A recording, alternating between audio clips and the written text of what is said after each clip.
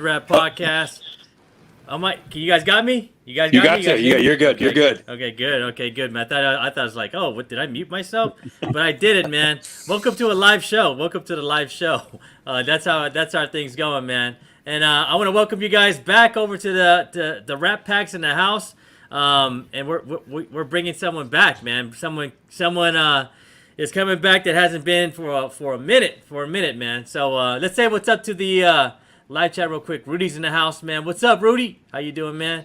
And then we got Mike in. Look, we got Mike in the house, man. Funhouse Comics. What's going on, Mike? Hey, Mike. But first of all, how you guys doing, man? How you guys doing tonight? How's it out there in New Orleans, bro? Man, it was hot. I don't know if anybody saw my post from I went to Beignet Festival.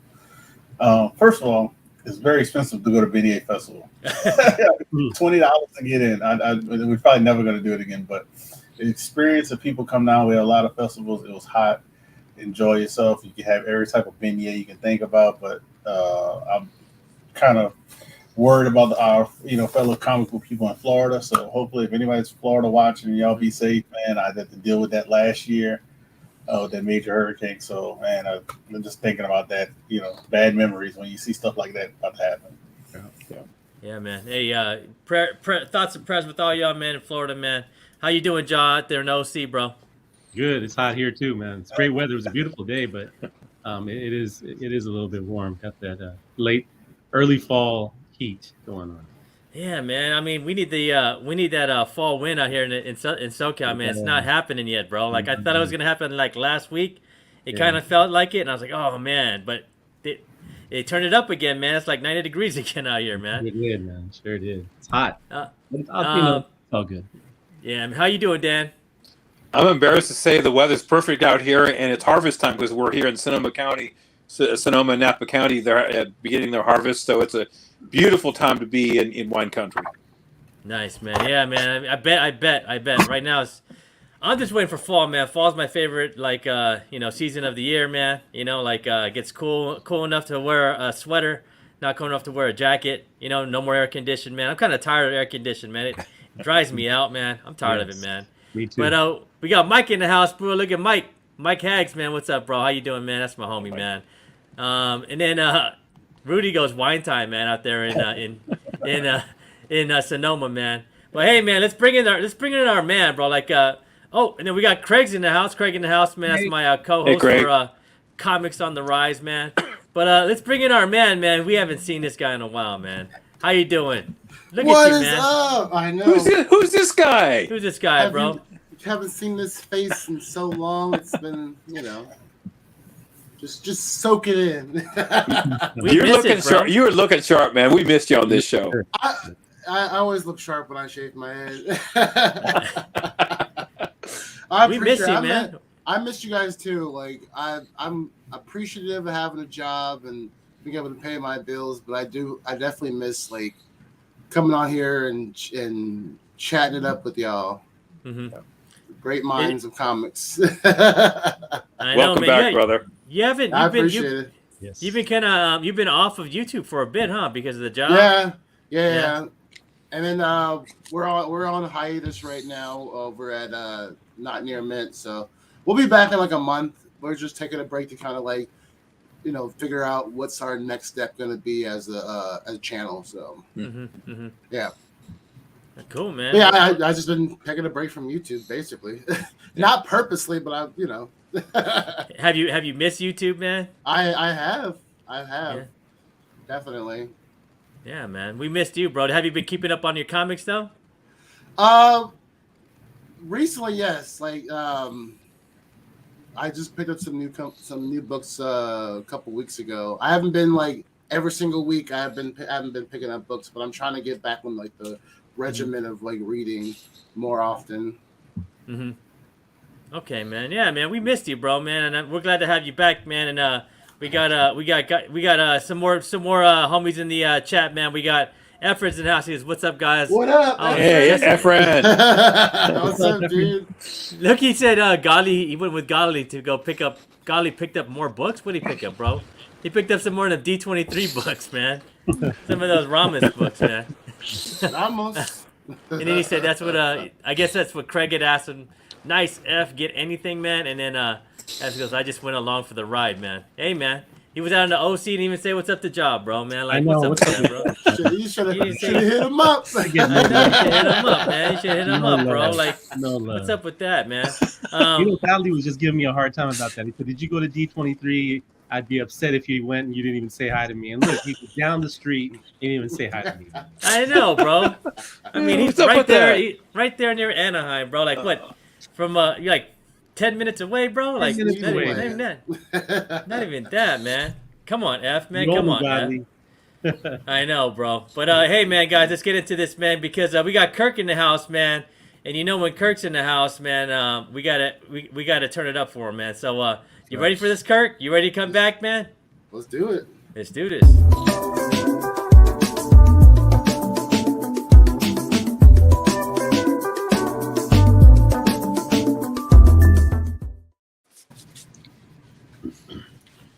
Your must read. So yeah, my must read is my recent read, honestly. And like I said, I picked up a couple of books last week, and some of those books were this Twig series from Scotty Young, which is weird because it's one of those stories where Scotty Young's not drawing it, he's writing it. And I must say, like, I have a whole wall, a whole shrine dedicated to Scotty Young, but I must say, like, his writing, I can admit this, his writing is definitely way better than his art. Because this story just like absorbs you in. Like, if you love fantasy and you love like super bright colors, because like the artist, I believe the artist, what is his name? Kyle Strahm, or Kyle Strahm, like his art just is what mashes like Scotty Young's stories well, like together so well. Like this. Basically, like this character Twig is just going is trying to like save. It's like a stereotypical. You must go on a voyage and get these artifacts in order to mend this item and save the world. And it's done really well because Twig is just like this nonchalant, whatever. And he's basically living up to like his dad's like legacy, because his dad was like this one like basically like the character that went on voyages, and now his son's doing it, and he's doing it with his little slug sidekick. And these next two stories just kind of like basically like you're in the story, and it's great. I recommend, if anybody hasn't read anything by Scotty Young, like this is definitely like a great story to jump in. Obviously, don't buy 3 and 4 yet if you haven't read the first two. But I recommend this story for people to get into, like, to see like Scotty Young's like style of writing. It's great. And I'm, like I said, I'm biased because I'm a huge Scotty Young fan. And hints like something's not something's killing the children, but he's bringing back an old series that I am excited to read as well. But yeah, if you haven't read Twig, please pick this up, especially when it comes out in trade, so you can just read the story and absorb it and go on an adventure with Twig. Man, I didn't even know this was a Scotty Young book. First off, Yeah, you know, yeah. He's been kind of knocking it out the park with like Strange Academy too, right? Yeah, but Strange Academy's finished though. I don't think he's going to be writing it. He's not coming back. I don't think he's coming back to write the next series. I don't know yet. I think he's not. I'm pretty sure he's not coming back for the next one. What series did you hear he's coming back on? Oh, what is it? I Hate Fairyland. They're bringing it back. Oh, really? Yeah. So I almost lost my shit when I heard that. That's what got me into like his work. Was like Fairyland, because I was like, oh my god, the art is, because he did the art and he did like the story, so it's like you get a taste of like everything, you know what I mean? And that was just the classics. I remember Middle West too, man. Remember Middle West? Yeah, Middle West. Ooh, yeah, that was great. And then even like his Wizard of Oz stuff he did with Marvel, all that was really good. I remember that. He also did some X-Men stuff, man. I remember he wrote something. I remember. Yeah, that that was like his first thing into with working with Marvel, I believe, was the X-Men stuff, and then like he started doing his own thing with the Wizard of Oz. I have that issue. I forget what it's like X-Men Evolution or something like that, or I forget what X-Men story is, but it's really good. He never makes it down to the Bay Area, huh? He comes to SoCal a lot, right? Man. I wish. I need to go to SoCal to go see him. You know, he's here, man. I mean, Joe, right? Like he was at where were he at? He was at San Diego Comic-Con, right? And he goes, he was at something else. I know he usually comes to LA Comic-Con. There's a couple of shops that he'll go to out there. I know I follow a community member that gets stuff signed by him a lot. He was at WonderCon too. Yeah, he comes down to SoCal a lot, man. Yeah, he's down here in SoCal a lot. But yeah, man, I remember this. The Ashcan was hot, man. It was like a pretty hot new book. Remember that? That issue 1. Yeah, definitely gonna check this out, man. Definitely gonna check this out. Well, this is all news to me that Scotty Young, because again, I don't read new comics very rarely. I thought he was just maybe a one-dimensional artist with his comedic art. I didn't know he wrote. So I'm happy to see that he's very versatile. And that's what, and that's, I'm just glad to spread the word, because a lot of people put him in that little bubble of like, he's just like, does chibi art, and he just does these little baby characters, and he's way more than that. The Scotty Young pins and all that other stuff, right? He's famous for the Scotty Young pins, and then his Scotty Young. What do they call statues too now? I want some of those. What do they call Scotty Young covers? I forgot what they call them. I'm a fan of them. I like the Scotty Young covers, bro. I mean, I pick them up, man. Like I like the last one, the one with Blade on it, man. Was at the All Out Avengers. I bought that one. Oh yeah, I need that one. Oh hell yeah, bro! If it's Blade on it, bro, like a Scotty Young play, that is a dope cover. Sold, man. But we got James in the house, man. Doctor of Comics, man. Doctor of Comics. Got his 125 from D23, man. Lucky guy, man. I should have went, bro. I should have went. I know I should have stayed, bro. I should have stayed. Regret. Comic Ozzy, mi amigo. Straight from Canada right here, man. If I knew the area code from Canada, Ozzy, I would have hollered it out. You know what I'm saying? But I don't know the area code out there, man. But welcome, man, from a neighbor from the north right here, man. And then we got the yellow one, man. Yeah, that All Out Avengers, bro. Man, when I seen that, bro, I was like, man, I don't care what y'all think, bro. I'm buying this Scotty Young cover, man. No, that's a great cover. I don't care. You make fun of me, man. You can make fun of me all you want, bro. With Blade and Scotty Young, I'm buying it, man. You know? All right, y'all, man. We got some more. John, what you got, bro?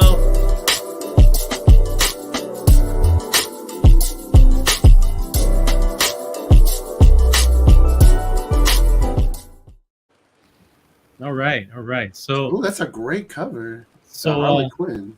Yeah, man. So, Yoshitaka Amano. This artist recently did Detective Comics 63, and 1063. Excuse me. And so it got me thinking, like, hey, his art is really unique. It's different. It kind of reminds me of that California Comics I showed like 3 or 4 episodes ago. And it's really kind of unique. And so it got me thinking, we know all these other artists out there, a lot of different artists, but I really haven't really gotten into this artist that much. So I went down the rabbit hole trying to find different covers that he has done. Harley Quinn #1 was one of the recent covers that he did that had a lot of popularity. They had the pink cover and the green cover. The green cover had a US version and a UK version. This came out, I think it was during the pandemic. And so the UK version is a little bit harder to find. So I just really like this artist, and I really, I thought his style is kind of unique, different than any other artist that we have out there. On the next slide, he did some work in the early 2000s and in the 1990s. Elektra and Wolverine, the Redeemer, and John Woo's brothers. He also did 2 covers for Nintendo Power. He has a Chevelle Noir number 15 cover, which was outstanding. I wish we had a picture of that. Has a panther on it. He did a Heavy Metal volume 32 number 6 a cover, and he also did a Sandman cover. Oh wow. So he has a really unique style, I think. And go to the next slide, Ian. More recently, he did this Batgirl's #1. It's in a mono variant. I'm not too hot on this cover, but I thought his other stuff was pretty good. This one's different. It's also unique, has its own unique style. I like But that back cover, bro. That back cover is pretty dope. yeah, you can see the face in that Yeah. cover on the back cover, right? Of Batgirl Mm. right there. But his most popular, actually, I think his highest valued, item that he has is actually a magazine, I think, and it's Italian. Vogue? Yeah, Italian Vogue from Italy, and this Vogue cover came out in January 2020, and in that, if everybody remembers, Italy was already in the midst of COVID and shutdown. And so this Vogue cover is really hard to find. So if any of you ever find this, yeah, it's very difficult to Didn't find. know that. From what I understand, it goes anywhere between $350 and $450. No. What? Yep. So There's the famous no. that's right. So yeah, so if you happen to find this Italian Vogue cover that he did back in January 2020, it's very unique. It's hard to find, and I just thought it would be something to feature for an artist that I don't think many of us really even pay attention to. Go ahead. No, I was just gonna say I love it because like his style, it looks like it comes from like an old school like that 80s like manga style that is just like lost to like what is it the modern day style of art, you know. It really is different, I think. Yeah, I agree. Kind of makes me kind of reminds me of Chagall, man. This one right here, like a Chagall. You know, like you know how Chagall likes to float stuff. You know, like she looks like she's smoking something. I don't know what is she smoking, but you know, puff give, right? It's a beautiful cover, but the one that grabbed me immediately was Detective 1063. That was a beautiful. I was just looking up on eBay. I'm gonna try to pick one of those up just because of the cover. I'm very taken by it. Yeah, so was I. That's what got me going too, Dan. I was like, oh, you know what? I've seen his style before, and then when I found out who it was, I remember the Harley Quinn #1 from a couple of years ago, which I think the green cover is really great. So. I was reading some articles, man, when you sent this to me, and I was like, who's this guy, man? Like, and I saw that Vogue cover. I know some art, man. I know I'm not an expertise, man, but I've always been a Chagall fan, so I was like, what's this guy? What's his influences? But then I was looking up some of his stuff, man. He did like some artwork for Final Fantasy and everything too, right? No, are you serious? What game? Yeah. This guy got game, bro. Like he's everywhere, man. He's comic books. He's Vogue. Dude, he's video games, bro. He's anime. You say he did Nintendo Power, yeah. I used to read that as a kid too, dude. Like Nintendo Power, bro. I remember that, bro. That's where we used to get our cheat codes from, right? Yeah. Exactly. Dude, I remember Nintendo it was either Power. That you had to call in. Like there was no like. Bro, there's no internet, bro, back then. Bro, I used to go and read Nintendo Power. I go to like the quote. It was at like. I remember those at like Vaughn's or something, right? Like in the magazine section when they had them, and I would just like bring a piece of paper and I'd steal all the codes, bro, and put it back. No, you weren't playing a video game unless you were cheating. You had to get those cheat codes. Cheat codes. Up, down, left, right, man. BA, bro. That's like locked in my head forever, man. From Contra, bro. Like the Capcom code. You use that code in a lot of Capcom's games. Remember, there's a code for Super Mario, bro. Like where you can get like 100 like Marios. Remember that? 100 lives, yeah, 100 lives. 100 lives, bro. You just go nuts. Like I don't care, bro. I just go nuts on it, man. But you got to be patient to put those codes in. I got so pissed off. I got those Game Genies. Just you plug it in and it's Genie too, yeah. Bro, I did it automatically. You press a button, you're ready to go. But did I get 60 lives automatic? I had a Game Genie for like PlayStation or something, man. Remember SOCOM? Remember SOCOM, that video game SOCOM, Navy SEALs, bro? Like I named myself Santa Claus, bro, because they couldn't kill me, bro, and I would just be singing Christmas songs while I was killing everybody. It was like they'd be like, Santa Claus is coming, bro, run! Oh man, Game genies, bro, man, you bring me back, man. But here, how did we go on the tangent, bro? That was me. That was my bad. You said That was great. You said Nintendo Power, bro. I was like, bro, I remember Nintendo Power.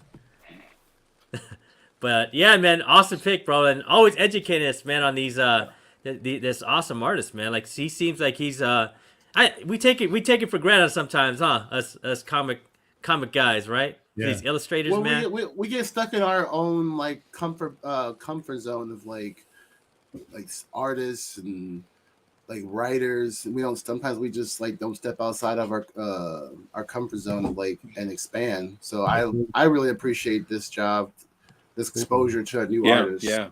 Thank you. Yeah, it's easy to get complacent with whatever you're doing, and then we need to branch out. I mean, I really admire how this guy has expanded his artwork to all sorts of venues. Yeah. Yeah, man. And look at that, man. He's flossing, bro, with that purple little thing he got. Yeah. I mean, you on Vogue? You on Vogue? You winning? No, he's flossing, bro. He's just flossing, man. He is, huh? But great pick, man. Thanks again, Ja, for that, man. I enjoyed it, man. You know, like I agree. I'm gonna go look for this Vogue now. You know, I am, man. It is dope. You know, but yeah, man, let's get on with the show. Thanks again, Ja, man, and Kirk, man, for those awesome content there, man. We appreciate It's it, all bro. good.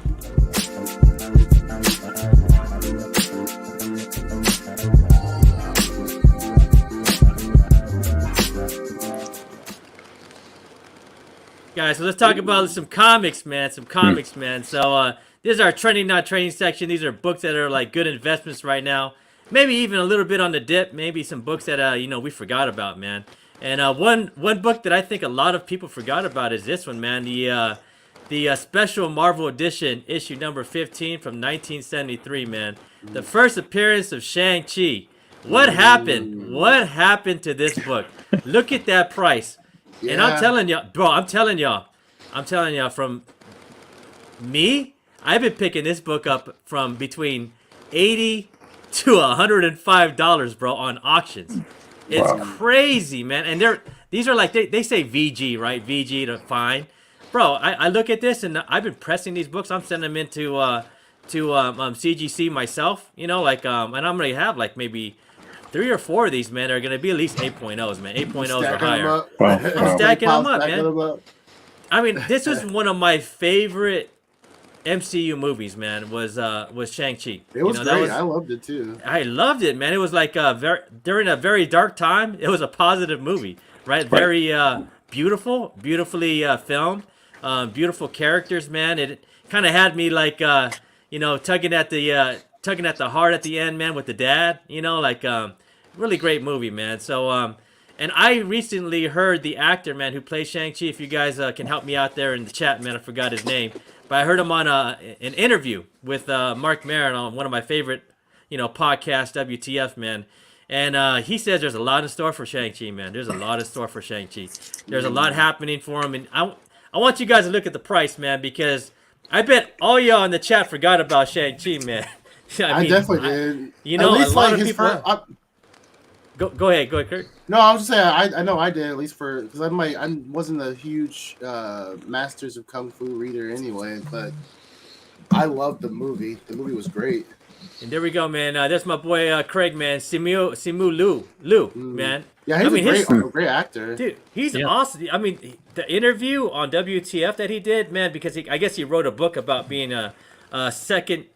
I think he's first generation because he grew up in China until he was like 5.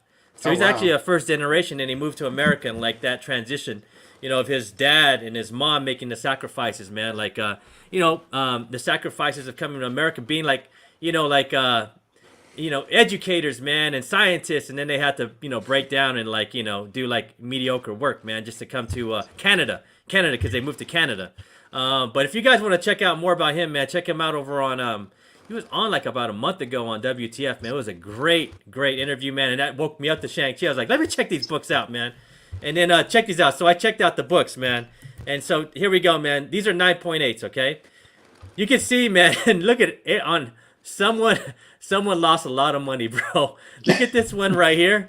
Someone bought a 9.8 on a year ago, about almost a year ago, a little bit over a year ago, Are for you 20 serious? grand. No, 20 no. grand. Get that 20 shit out of grand? here. Are you 20 grand. serious? 20 grand, man. Who could And just now look drop what that? look where we at now. Look, I don't know what this is, man. I don't know what these is. I think these are mistakes. These could not have gone for, a 9.8 for $700, man, or $900. $14,000. Those could be people. Are People say trying- shell building up stuff. That's people probably posted for cheap, and told a friend buy it at this price to try to lower the price. Oh, really? Wow. Is that for That's real? That's a, People that's do a that? thing. Yeah, people What? do that. Yeah. What? I mean, Wow. you got to think about it. It's pretty easy to do. I mean, we're here and we're talking. I could have a book and be like, hey, Hood, buy this book, man.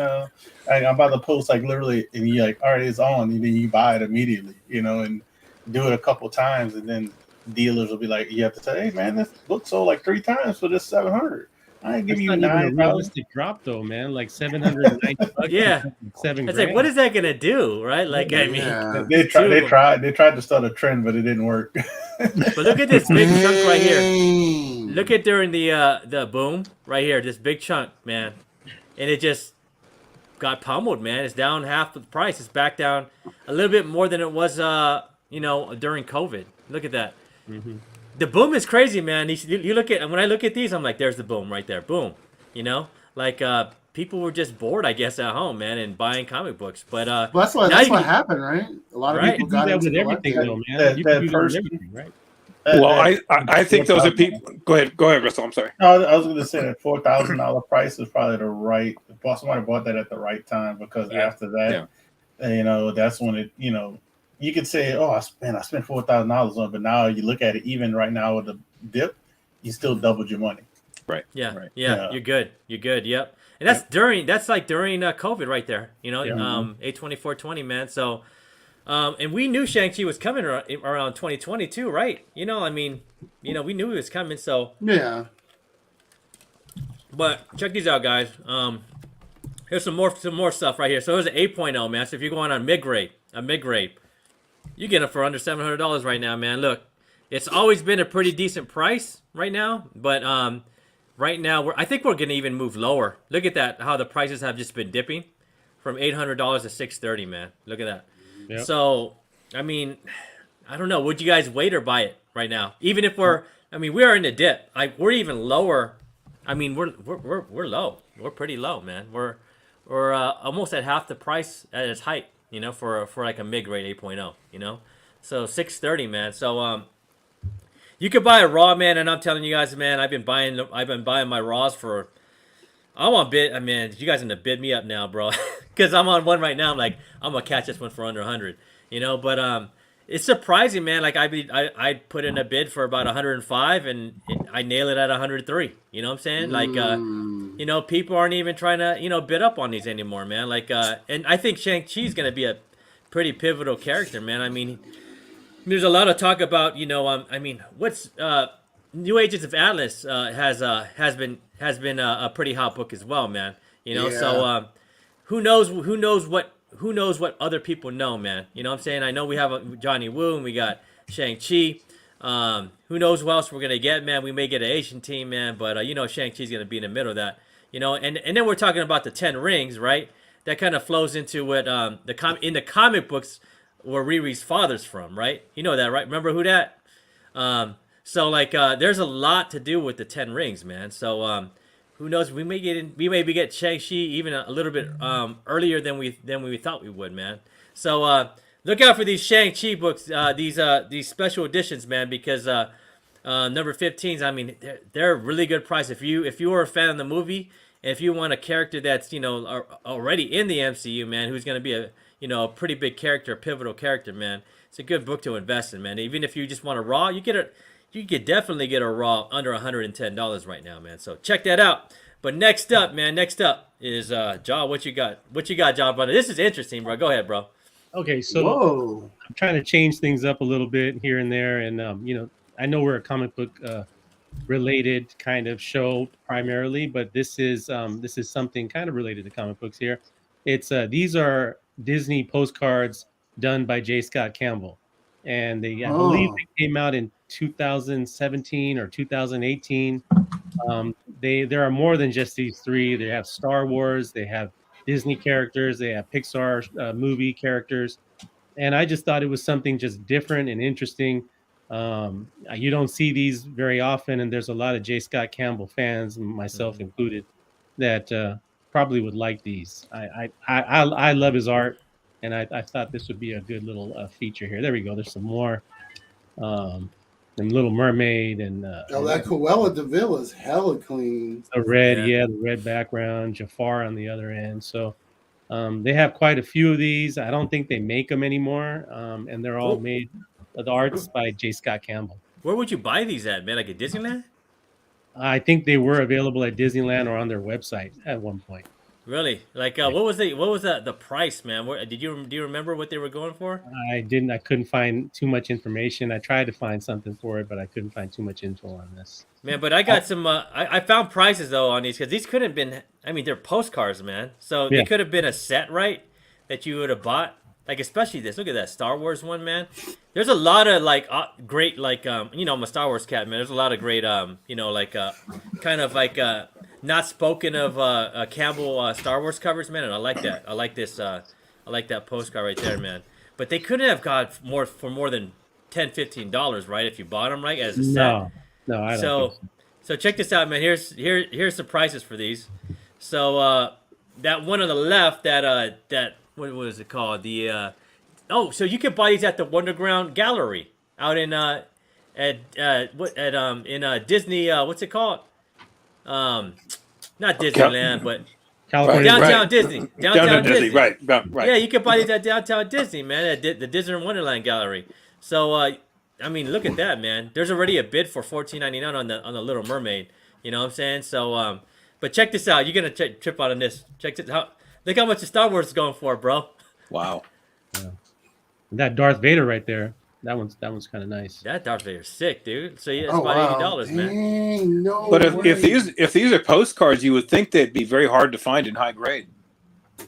Yeah, man. I mean, I was just at D23, man, and you can't imagine what people would do for like what people would pay for something with Mickey on it, man, with the Disney on it, man. It's crazy. It's crazy. Like they were selling these cards, right? So I didn't get one. You know, me and Efren, me and Passpoint One, we were all about getting into the panel, man. So, and everybody was telling us like, you got to go and get the card, the free card from Loco, whatever it's called, this booth. It's a free card, Mickey card, man. You get that card, you put it on eBay for $400, it'll be gone in like 10 minutes, man. I had like 3 or 4 cats, man, that bought the card, man, and got multiples of it, man. $400, easy $400, free card, man, just with Mickey on it, because it's a con exclusive, I guess, man. It's crazy how people go nuts on Disney stuff, man. So you can see it here too. Something that you could have bought at downtown Disney, Jaw, like right near your house. I know. Shit's crazy. And Dan Right too, in your you were at backyard. Disneyland like a year ago, right? I was, yeah. We're planning to go back again, so. I saw you take a picture with Sith, and it was right in front of this, right? Like the Wonderground Gallery. I think it was, man. You guys were downtown Disney. Yeah, that's where I met him and his wife. We had some coffee. Really nice man to talk to, by the way. So I hope to see him again, and hopefully can see you next year when we go. I know. I'm gonna go for sure, man. When you go to Disneyland, I'm gonna meet you there for sure this time, man. Don't worry, Okay. man. I got you, man. All right. But yeah, this is great pick, man. Great pick. Interesting. Yes, John's bringing the interesting today, man. The interesting, bro. He always Interesting. does. I man. agree. Very thoughtful approach, man. Next up, man, what you got, Who Dat? Ooh, nice. You got Mr. Sinister. So you got X-Men, was it 221? Mr. Sinister is like one of those good X-Men villains.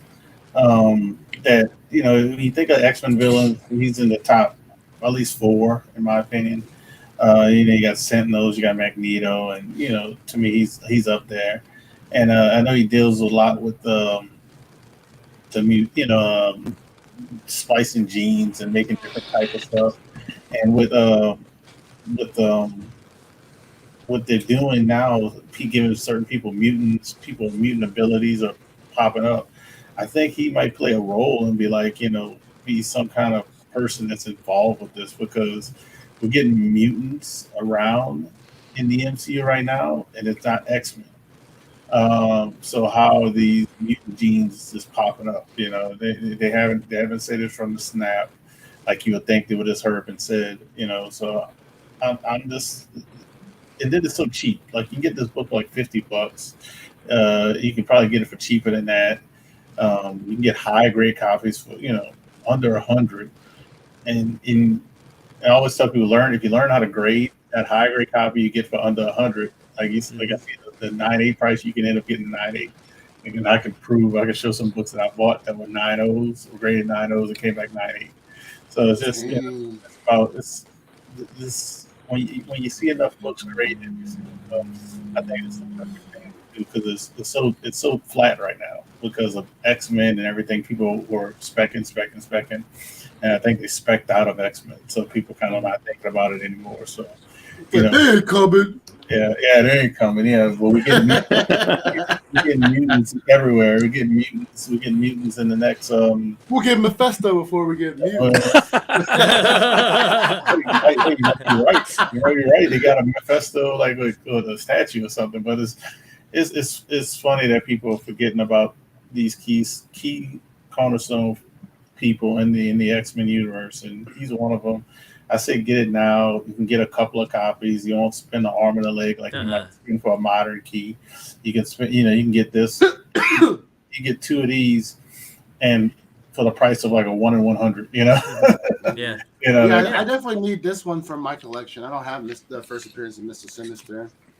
Yeah, so this is something I know I'm going to be looking more into getting, and I always like to tell people to get stuff. I don't tell you to get stuff that I'm not getting myself. So yeah, me too, man. That's what because I mean we see it, right? Because we're shopping for these books, we see it, and I'm like, we gotta let people know. You know what I'm saying? Like, and this is a great. I mean, look, it's a classic Wolverine cover too. So for you Wolverine collectors, man, like it's not Mr. Sinister.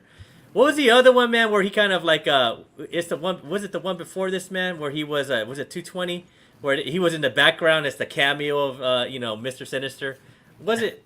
Remember that one? He's kind of like, is it? Funny. I forgot which one it was, but I know what you're talking about. Yeah, I'm like, I looked at it and I'm like, bro, it's just a shadow.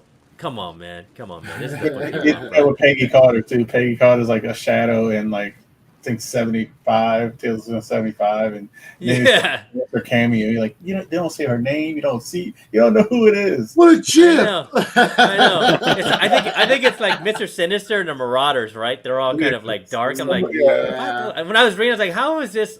How are y'all even calling this a cat? You can't even tell who they are, bro. Yeah, you know what I'm saying? We do that sometimes. Sometimes they get too many speaking lines and too many panels, and that's a cameo.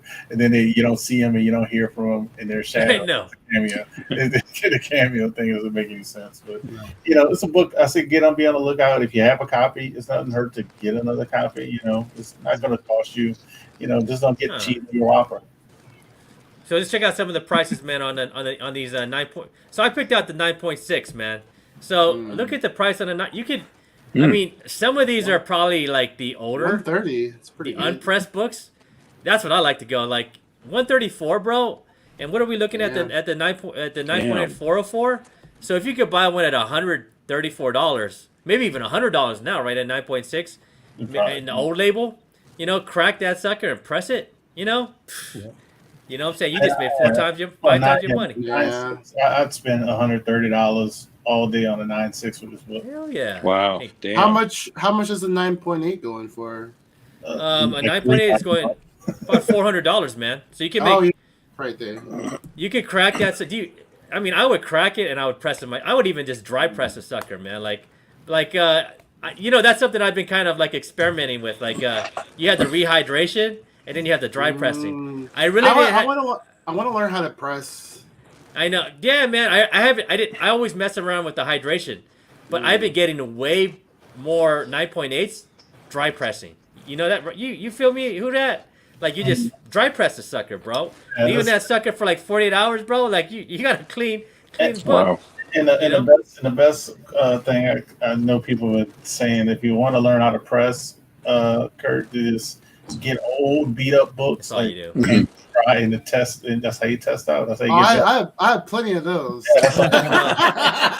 Old, beat up books and see what you can do and learn and get better and better. It's just Nice. about everything else, But Around this era of comic books is kind of like when it gets into like the 90s. I would say the 90s. You would have to start. I'd say dry press those books because I mean even in the 2000s because it's not paper anymore. It's like I don't know what the hell it is, man. So when you hydrate it, it's all bubbly and stuff. And CGC's catching it now. They're catching. They're saying water damage. Highest grade you can get with water damage is 9.0. So like with stuff like this, you can hydrate. Anything above, I'd say 2000, you should dry press the sucker. Because they ain't messing around no more. CGC, I don't know what they're doing. Like, because I got caught a couple of times. I'm like, why is this? This is 9.0. They're like, water damage. I'm like, okay, I ain't even trying to like hydrate modern books anymore, man. But yeah, here we go. 9.6s, man. 100. It's still a good price, man. Look, you can see it right here, 225. But all day, right? All day, who that? All day, man. Pick it All up. day, bro. 134 for 9.6. There's your. That's the. I mean, if you really want to invest, you get that $134 book. Crack that sucker, man, and then press it yourself. Get a 9.8, man. I'm embarrassed. Is that right, Tyrone? There he is. There he is. Hyper. I'm embarrassed to admit I own two of these. I got them both 75 cents off the rack. Oh man! Back in the day, I still have them. There's nothing to be embarrassed about, Dan, and I'll tell you about this all the time. You lucky son of a You have gun. double books that you can use as trade bait to get other books. I know that's what I'm selling, but trading is also great. And you have those books to get those other grails. So I'm big on trading too if I'm in person. But I like to trade. I like that too, man. I'm the same with you, man. I trade like bundles for my books. Yeah, you know what I'm saying. Because you got to think. I always tell them. I always say dealers. It might have one big book, but it's easier for them to sell 5 smaller books. Yeah. Mm-hmm.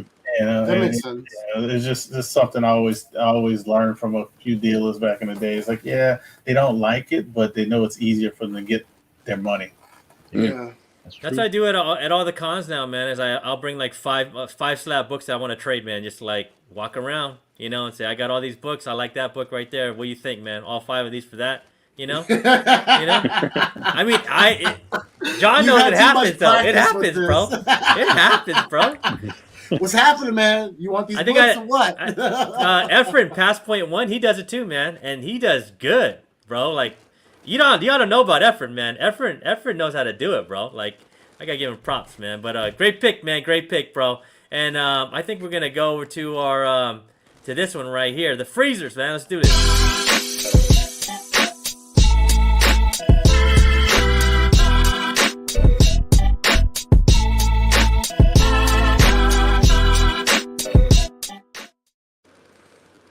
Freezer picks, man. Books on the big dip, man. Books that people forgot about. And my pick that I think a lot of people forgot about or turning the other way is this one, man. Young Avengers #1, bro. People forgot about this book, man. People have forgotten. This used to be a $1,000 9.8. I'm gonna show y'all what happened, man. This used to be an easy like 1,000 to like I say 1,200, right? Who that? Like at one point, man. Like it was a $1,200. Who that probably sold like 5 of these, right? I had 2 of them, but yeah, they were over 1,000. We got young man. Loki, Kid Loki. But look, man, I'm just looking right here, man. On what a cover price on the first appearance of this, right? So we're looking at like the Asgardian, right? We're looking at that's Billy Kaplan. We don't know if he's coming. He later becomes Wiccan, right? Kate Bishop. We already got Kate Bishop in the MCU, right? We got Kate Bishop. Hulkling, man. I don't think that I think like Bruce Banner is gonna be kind of out, man. I mean, if that might just be me. He's flying out to outer space, doing whatever in the MCU. I think they're gonna bring in another Hulk. And then we got Iron Lad, man. Iron Lad's just he's another version of Kang, man. So we already have Kang. I think we practically have We practically have Iron Lad, man. We have Patriot, right? Because Patriots already in there, man. We already Yeah. we already have Truth coming, right? Like, Yeah. I mean, and we seen him in the MCU. We seen Eli in the MCU, right? Like, so we have two people. Plus, we have what's her name? Stature, right? She's part of the Young Avengers, right? Stature's it's not her first appearance in here, but Stature's gonna be in the next, Ant-Man, Cassie Lang. So that's already like four of these that we have. Like, I know a lot of people, and then we have America, right? America is like part of the second team of a Young Avengers, right? So I don't know why people are giving up on this book, man. Why this book is like on such a big dip. I mean, I think part of it is that we're in a kind of like recession for comic books, and people are seeing better deals with Silver Age, and Silver Age and Bronze books, you know what I'm saying? And they're kind of moving on past moderns, but at the same time, this is a modern classic, man. This is where the MCU is kind of heading, right? For me, I'm buying this all day, man, because you can actually get this book for like under $100 now. I mean, I need a copy too myself. This book was a $200 book. Look, most common raws are about 171, man. I'm seeing this book on claim sales. I'm seeing this book on Instagram, Instagram sales pages, man, for like less than $100. So if you're looking on eBay, you're looking at the wrong place, man. You know what I'm saying? So make a deal and get this one. So let's look at some of the numbers on this one, because I don't really have to talk much about this, guys, man. You guys are all comic book experts here on the panel and in the chat and the rewind, man. You guys know about this book, but here's some of the 9.8s right here. So this is 9.8s, and this is the price in 2021, man. Right here. This is the price in 2021. It was $1,000 book. Check the price now, man. This price is half the price. Yeah, it really is. It's time to buy, man. Like, I mean, you could wait a little bit. I mean, but I think people understand the importance, because I would be buying this book at $500, man. It's a for sure. This is a for sure grail, man. This is like. Go ahead. Go ahead. I was gonna say I think it's reached its bottom too. I don't see it going below 500. So I think it's because you got Houdat buying it at 500 because he already knows, bro. He's like, anytime. I got like 3 of them. it's just I've just like you said, I've been seeing it. People selling for like $100 raw. Yeah. So but it's a staple. I think people are gonna. You gotta sit 20, 30 years from now, you'll be like, man, Young Avengers 1, man. That book, can you remember that book when it got expensive? Then it dropped down, and I could have bought like 10 of those books. Now they're like $3,000. Because things get over time, things happen, and this one has multiple first appearances. It's a new team, and a team to come together for Young Avengers. It's a lot going forward that Giant Size X-Men had. That X-Men 1 had, a lot of these other things have, and these characters, once they get to that Miles Morales level, because that's what people forgetting. Look at Miles Morales. If those characters get to that level as fast as Miles did, then this book will be a $10,000 book in 20 years. Now, was there anything solid of this team coming to the MCU, or is it just rumors, or have those rumors gone away? What's the future of this thing showing up in the MCU? Well, you have Kate Bishop already. She's already in the MCU. You have Patriot, who is in the MCU, because that's his your boy's nephew. His grandson. Yep. He's already is in there. Kid Loki. Kid Loki was already appeared. Wiccan. Ironclad. Wiccan and Iron Lad is most likely because that's a Kang variant. It's a Kang variant. Only thing we're missing really out of the ones that those are the ones I could see. The ones even we don't see having appeared yet. They probably will appear, but is Hulkling. Hulkling, yeah. Oh, Hulkling, yeah. But we don't know because Secret Invasion is coming, and they're dealing with a lot of Skrulls. So we'll see. But you got half of the crew already. Like you got half of the team already. Just like I was talking about Champions at one point. You got half of the team there. This book. I'm not the first one to say it, man. But it reminds me of Giant Size X-Men, man. Like when that was cheap, I was like, dang. I remember seeing an 8.0 for like $750. I was like, that's too expensive.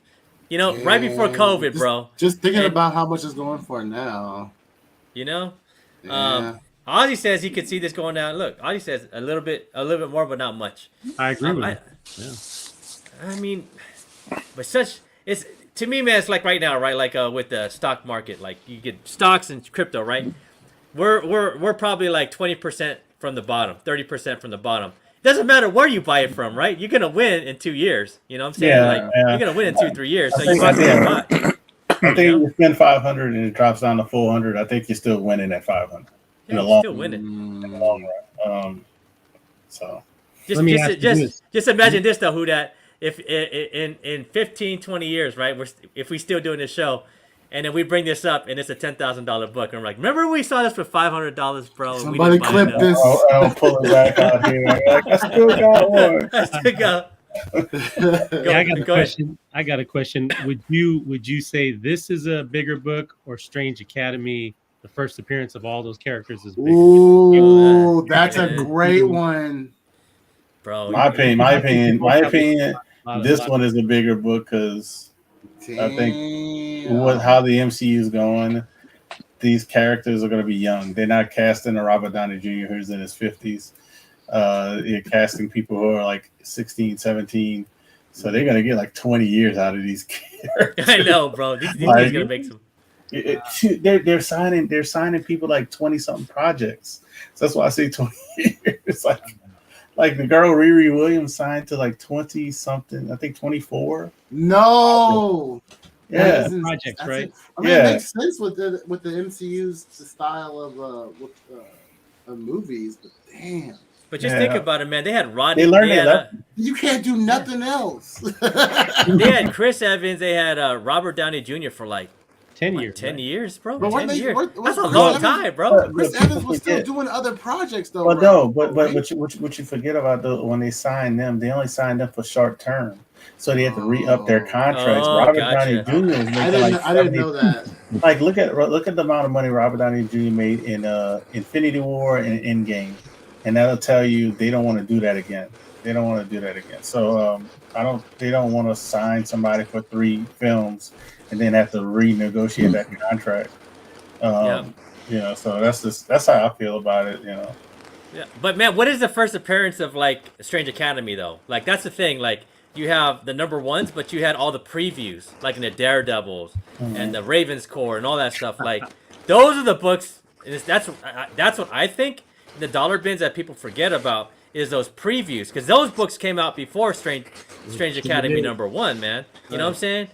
Look for the one that wasn't selling the most, like the Daredevil and the Ravens crap, right? Like, those are the ones for. But I'm with you, man. I like Strange Academy too, man. It's a big one for me, man.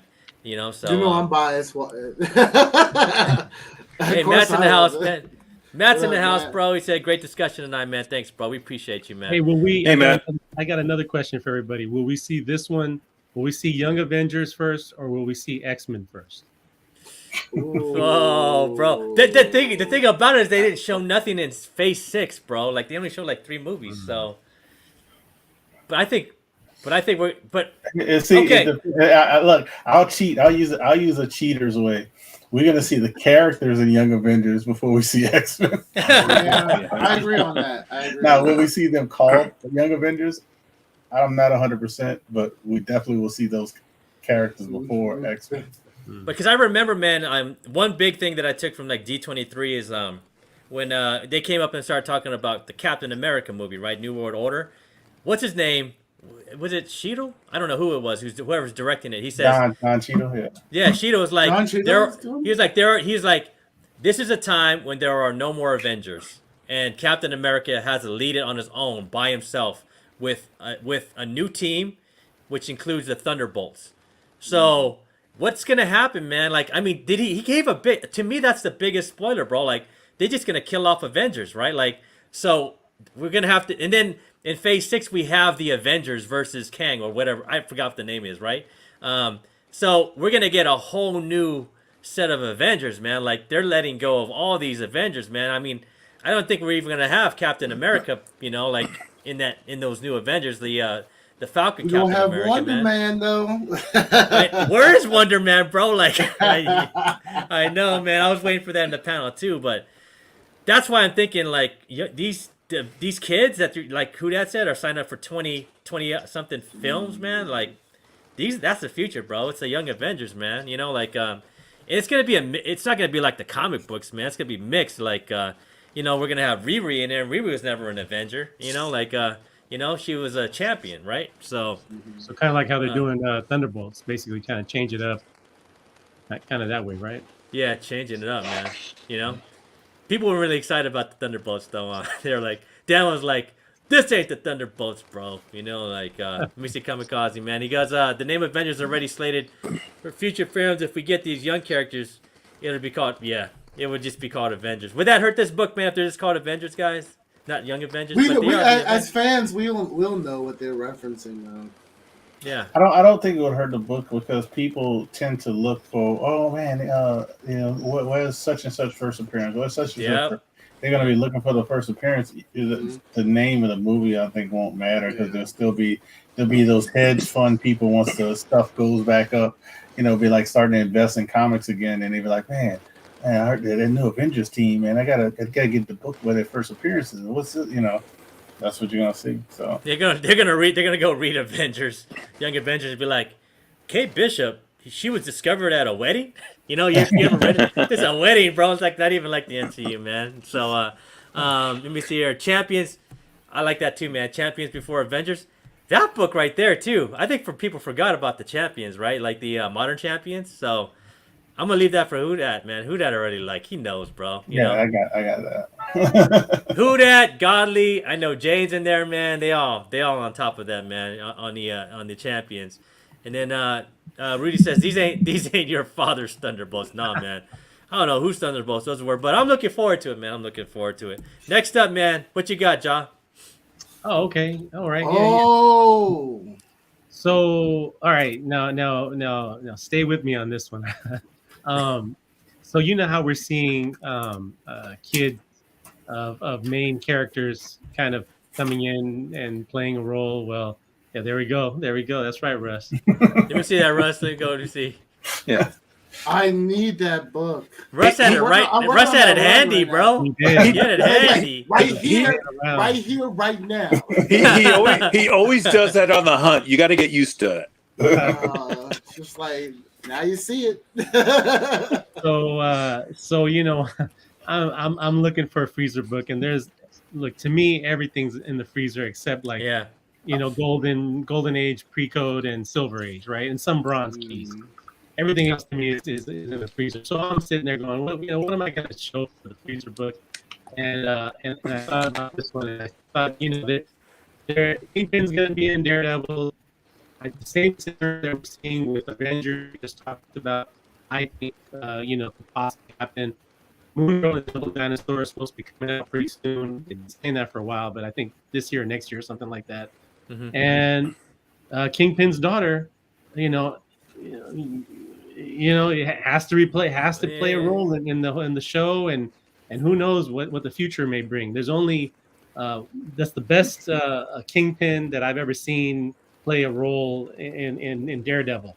He plays that with Vincent D'Onofrio, right? Uh-huh. Yep. Yeah, and he's the only Kingpin, bro. Like, he's the only Kingpin. I mean, how are you going to replace that? You know what I mean? Yeah. Like, so eventually, I'm just guessing maybe you'll see Kingpin's daughter down the line somewhere. Like, we're gonna talk about this later, right? Like the gender swapping and ethnicity swapping that's happening in with Disney. Yeah. I mean, it's a good play, man, because please don't do it to Blade. Oh my God, man! Oh, you know, yeah, we were talking about that, right? Blade's daughter, and I'm like, man, you gotta give me more than one movie of Blade. Like, I know, bro. Like, we have the perfect Blade right now, bro. With Marshala, bro. Like, come on, man. We can't just have him for one film, bro. No. You know, like, I'll be pissed, bro. I give up on Marvel, bro, if that happens. No! So, I mean, if they have Blade's daughter, it's over. I figure they have Kingpin's daughter, right? I mean, you know, what's next, right? Yeah, man. We'll talk about it later, though. We'll talk about it later, man. I'm gonna save the rant, man. But yeah, man. So, and then you had the second print too, right, John? Yeah, that's even harder to find. I think Who Dat probably has it. Oh, that's the one. Who Dat? Pick it out. Who Dat? Of course he has it.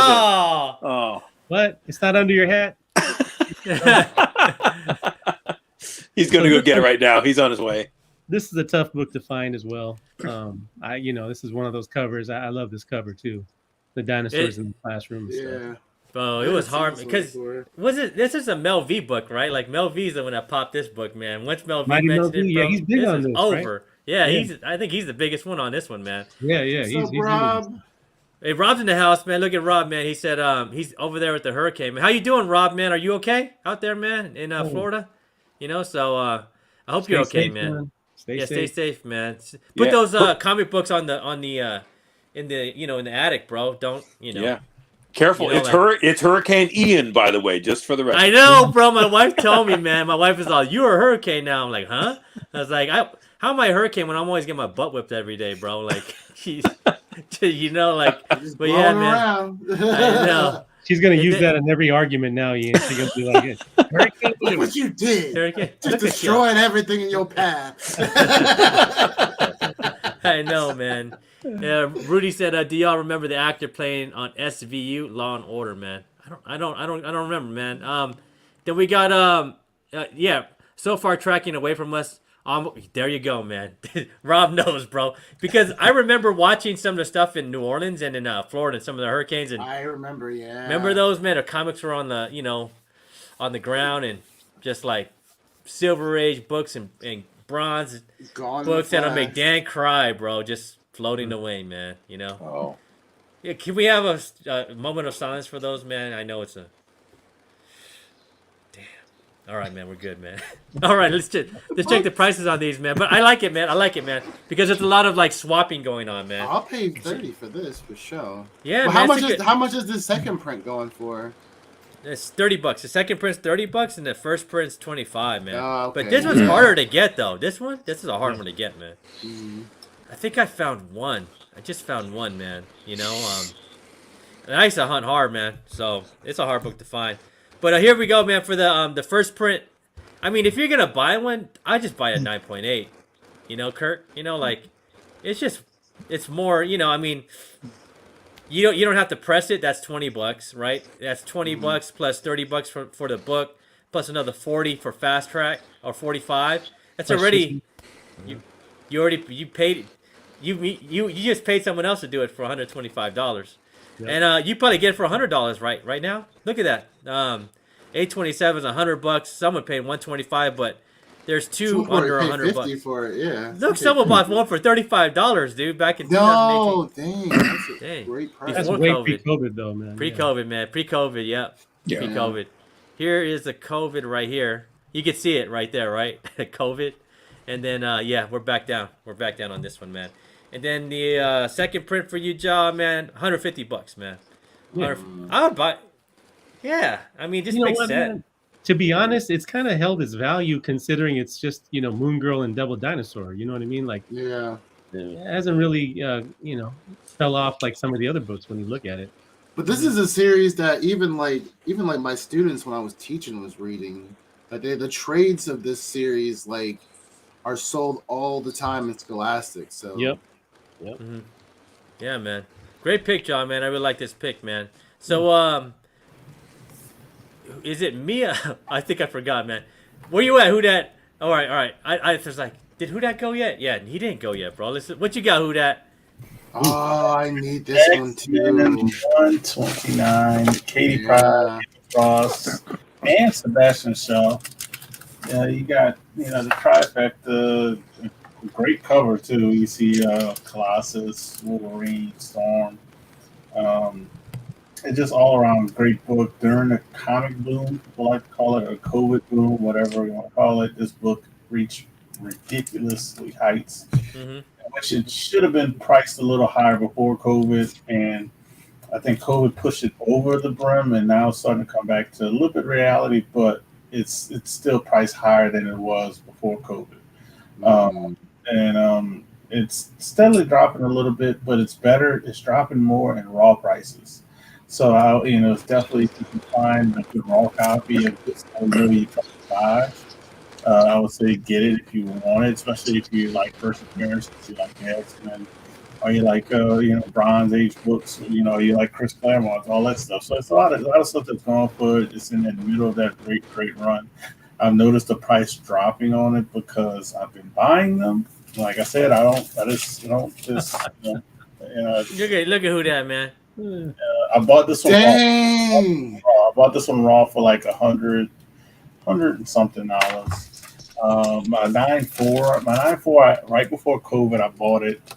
I guess at fair market value, but if you look at the pricing on it, it's holding the same price I paid for it. So I'm happy about that. Yeah, so it hadn't dropped below what I paid for it in a 9.4. So it's Kitty Pryde, Emma Frost. I think there's more key than Sebastian Shaw.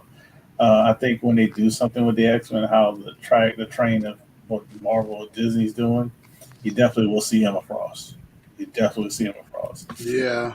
Man, I remember Emma Frost from the Fox, bro. What's her name, bro? She was hot, bro. She was a hot Emma Frost.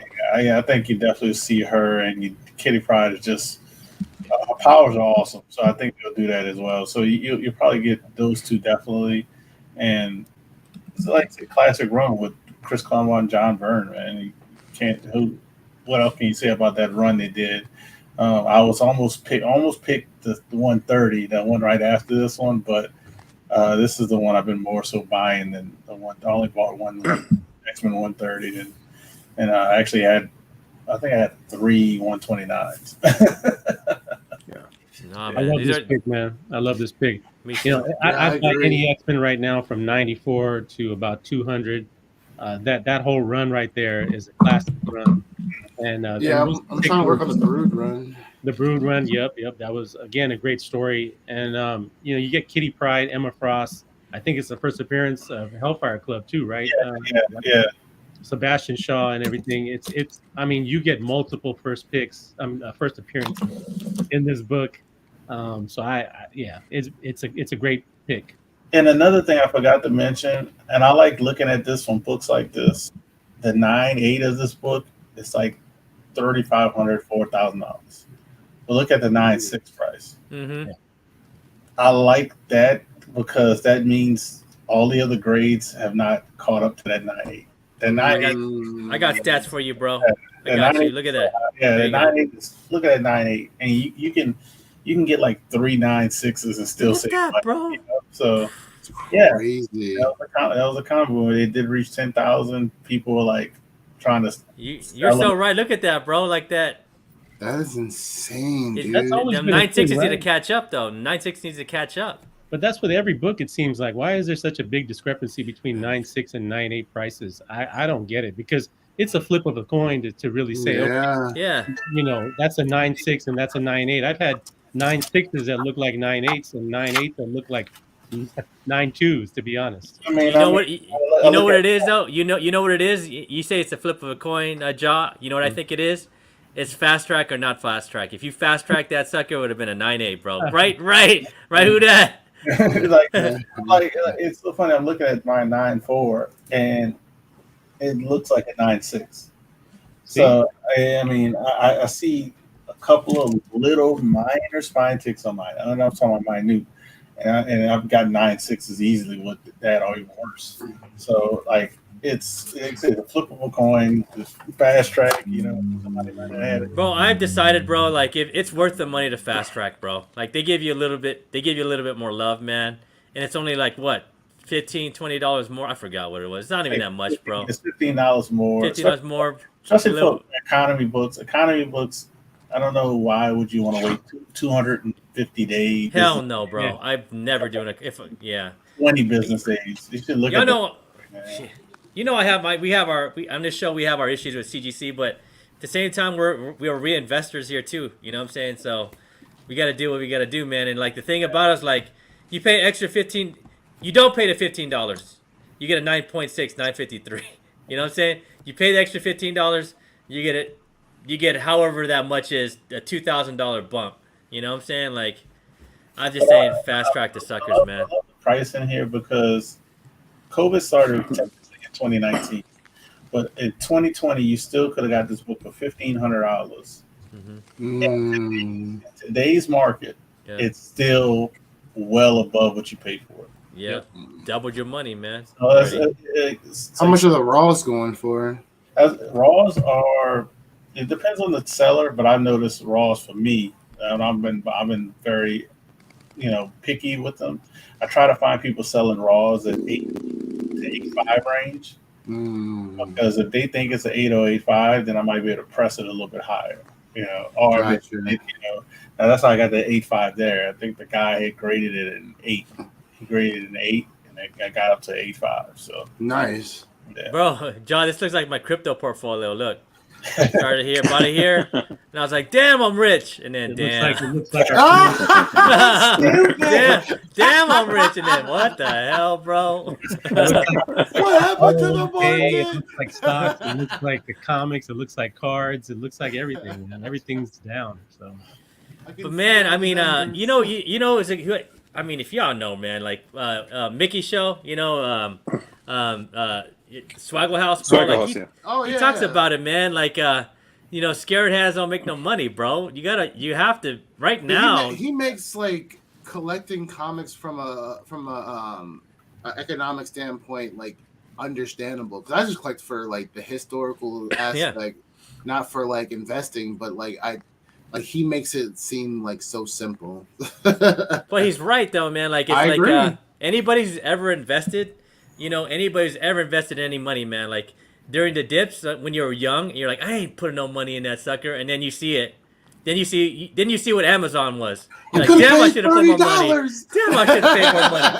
So like as an older person, like that's been through these things in different types of market, man. Like even Jaw has, like, right?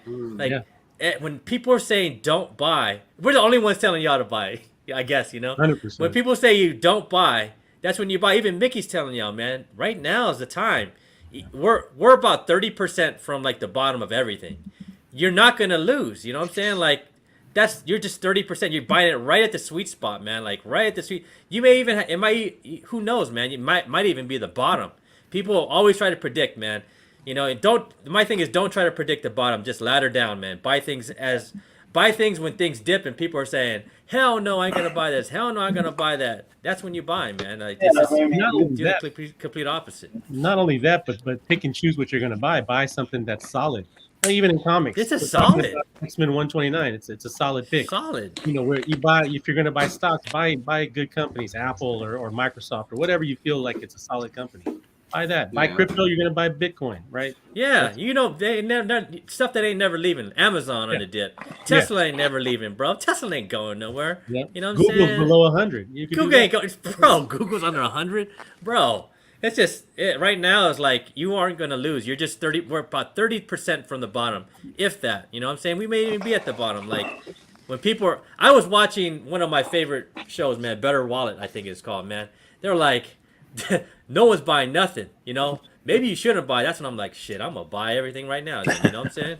Like it's just how it is, man. Like you gotta, especially with comics too, man. Like I don't think these deals are gonna be around in 10 years, man. You know what I'm saying? Like especially in these bronze and silver age stuff that we're showing you guys, like this, this bronze book right here. Like when she shows up, like these are young. They're young, man. Like Kitty Pryde. You know what I'm saying? Emma Frost, man. They're gonna be around for a while when they show up. You know what I'm saying? So, what was a giveaway for me for Kitty Pryde, man, is when Marvel Digital, the Marvel Digital website that they have, they were doing a promotion, and one of the items you get during the promotion was a Kitty Pryde action figure with Lockheed on her shoulder.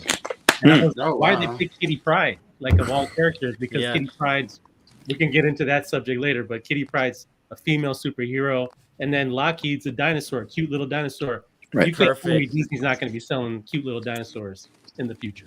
Especially all the kids gonna have the Lockheeds. Bro, Disney is like they're setting it all up. Like that last first appearance of that new Spider Queen or whatever she is, man, on that Spider-Verse book, man. Like that's so perfect Disney, bro. Like like a brown person princess, and a spider woman. You know what I'm saying? Like all mixed up in one, man. Like they know what they're doing, man. Rob saying the day the market crashed 1,200 a couple weeks back is the day I got my fantastic 452 for a steal, bro. You lucky lucky! bastard. Man, I know, bro. I want that book before it's out of my reach. Anytime they bump up the interest rate, bro, that's when you should be buying comic books or whatever, right, John? Like we were talking about that, man. Wait for the interest rate hike, bro. You know what I'm saying? Let's go. This is a very like everybody. I don't know, man. This is a very like amazing time to be an investor, man. Like it just is, right, y'all? I mean, these are the times when people either get broke or get rich, man. You know what I'm saying? So, comic books too, man. Comic books too. That Right, man. But anyways, man, let's get down to our favorite part of the show, man. Here we go, Kirk. The I want to hear hell's Kirk's. no? The hell's no, Hells bro. no.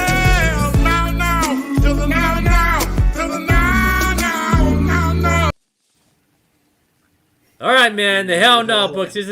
We only pick one book. We only pick one book because this one book is just the worst, man. I think we all agreed on it. Who that picked it? And I was like, Jaw, look at this. Jaw's like, what the hell is that shit, bro? You know, I was like, I don't know. I was like, who that picked this one, man? So check it out, man. I have no idea. Internus, man, is a Scouts Comics going for. Go ahead, Go ahead. You picked this one, who that? And I was like, I agree. You know, No, somebody told me about it in the auction group I'm in, the Sands group auction, and he posted this book at Eternus or whatever, and he said the 1 in 100, and I was like, how's it selling for like $200 to $300 already? Like, I was like, a raw.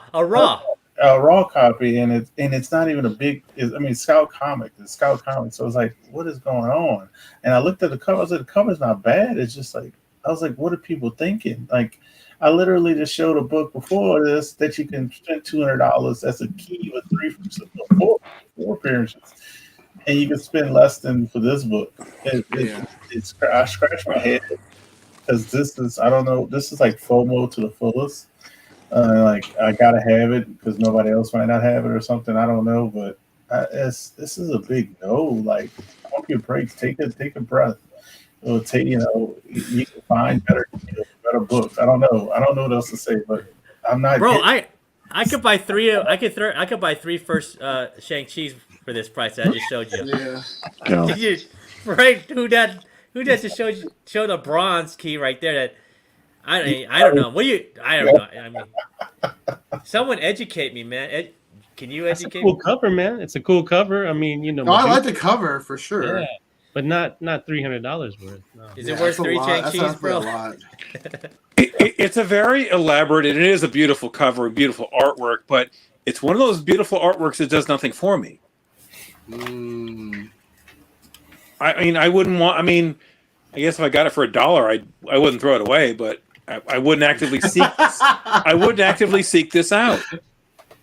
I don't know, man. I didn't even. It's a 1 in 100. You're saying cover C. I don't get it, man. I mean, It's a metal cover. So I think it's a metal cover. Is it a metal cover? I think it's a metal cover as well. I can't do the metal covers. Well, The only ones I'll do is like the what was it the man who knows, DCC. man's in the house. Azores, he Oh. says it's a Hey, metal Azor. cover, man. What's up, Azores? Hey, Zors. How you doing, man? What's up, brother? But the funny thing is, like I said, like we all kind of agree, like the cover is actually nice, but you can actually buy, I think, this book with the regular cover, like cover price. So it's not like this is exclusive only to the metal. Oh, Watch us in Andy, 20 years, man. Watch us in 20 years and be like, man, remember that book? remember that book, bro? Why did I spend $200 on it? I found it in the fucking Aladdin. Andy Serkis wrote this comic book. See, man, even Rob knows about this book, man. I don't know about this book, Look, bro. I was like, like, you're either gonna be saying that, or you'll be like, I can't believe I bought this $200 book back in the day, and the metal cover fell off or deteriorated, rusted. I know it's all rusty, bro. It's all rusty. Yeah, man. I don't know, man. I don't get it either, man. There's so many books you could be buying for $280 right now, man. That are you could be buying some beautiful bronze books, right, man? You know. You can buy this for $280. There you go. Let me see, bro. You can buy this for $280. Wow. Yeah, man. Like literally, that's how much. And I would actually sell it to somebody right now for $280. I mean, you get out of that. Don't buy that. But who are the people selling these 1 in 100s? It has to be just comic book shops. And who ordered 100 of Tahani or of Eternus? You know, like to get the 100. I mean, maybe that's why it's rare. I don't know, man. Like no one's ordering 100 of these books, bro. So I'll get the cover A and read the story, but I'm not paying $200 for the metal cover. Well, and you know what's something I did when I did research on this. They actually have, I think New York Comic Con are going to have some exclusive, and I think their website, Scott Comics, had on their website they have something more rare than those because on their website they have a cover. I think it's the same cover, but it's limited to 50 copies. Oh, So wow. to me, that one's more rare than this one. I guarantee it's more than 50 copies of the 100. Yeah, I will say this though: of all the Hell No books we've ever had, this is not the worst, and that's the best backhanded compliment I can give this comic. it ain't, man. So, Kirk, man, what you saying to this one, bro? Definitely held on to the price for sure. The cover's beautiful, but I am not paying that much. Like you said, I could be filling up my Avengers Silver Age collection or buying something that's way more worth it for me than a modern day book. The story's probably great. I'm not hating on the story. It's just like I definitely have other things I could be putting my money towards in my collections in this book. Rob's gonna tell us though. Rob's gonna tell us, man. I'm gonna go when you guys come back on the air. Rob, I want to know about this book, man. If it was worth the read, man. The $2.99 or whatever. It's $3.99 for probably $5 for a Scout Comics, though, right? I think so. Yeah, man. But this is a big all.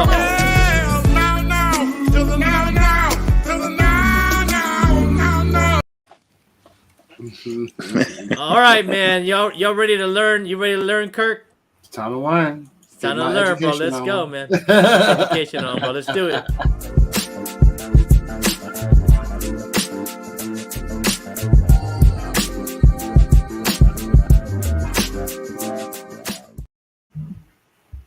And I was like, I can't do it from here. Here we go. Now we got it. Now we got it, man. Here we go.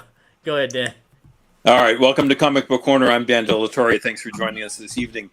In our shout-out segment, a show that I was on Saturday, and that was Dustin from Two Brothers Comics. A really, really nice man, a very smart man for as young as he is, and he's only been collecting for a few years. But he has a fabulous show, a great understanding of comic books. Check out Two Brothers Comics I think it's either every Saturday or every other Saturday, and periodically throughout the week. Check him out. He's on 6 o'clock on Saturdays Pacific time. So he's a great member of the community. And thanks again to Justin. I was only supposed to be on for like an hour or so. 4 hours later, pardon me, Dustin. I keep doing that. Sorry, Dustin. It's Dustin is his first name. I was only supposed to be on for like an hour or so. 4 hours later, we're still talking about comic books. So anyway, it was a great time. He's a great member of the community. Let's move on to the She-Hulk series.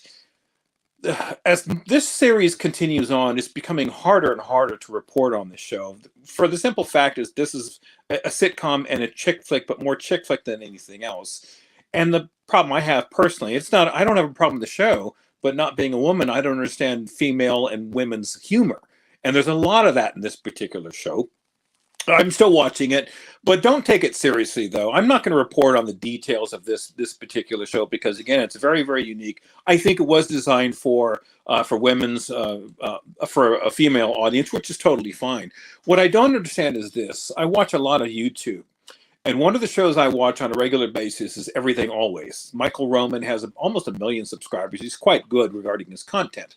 He was privy to see the first 6 episodes of this particular series, and he did an emergency breaking story on his show, saying, "Wow, this is an amazing series. This is everything you'd want from a Marvel standpoint."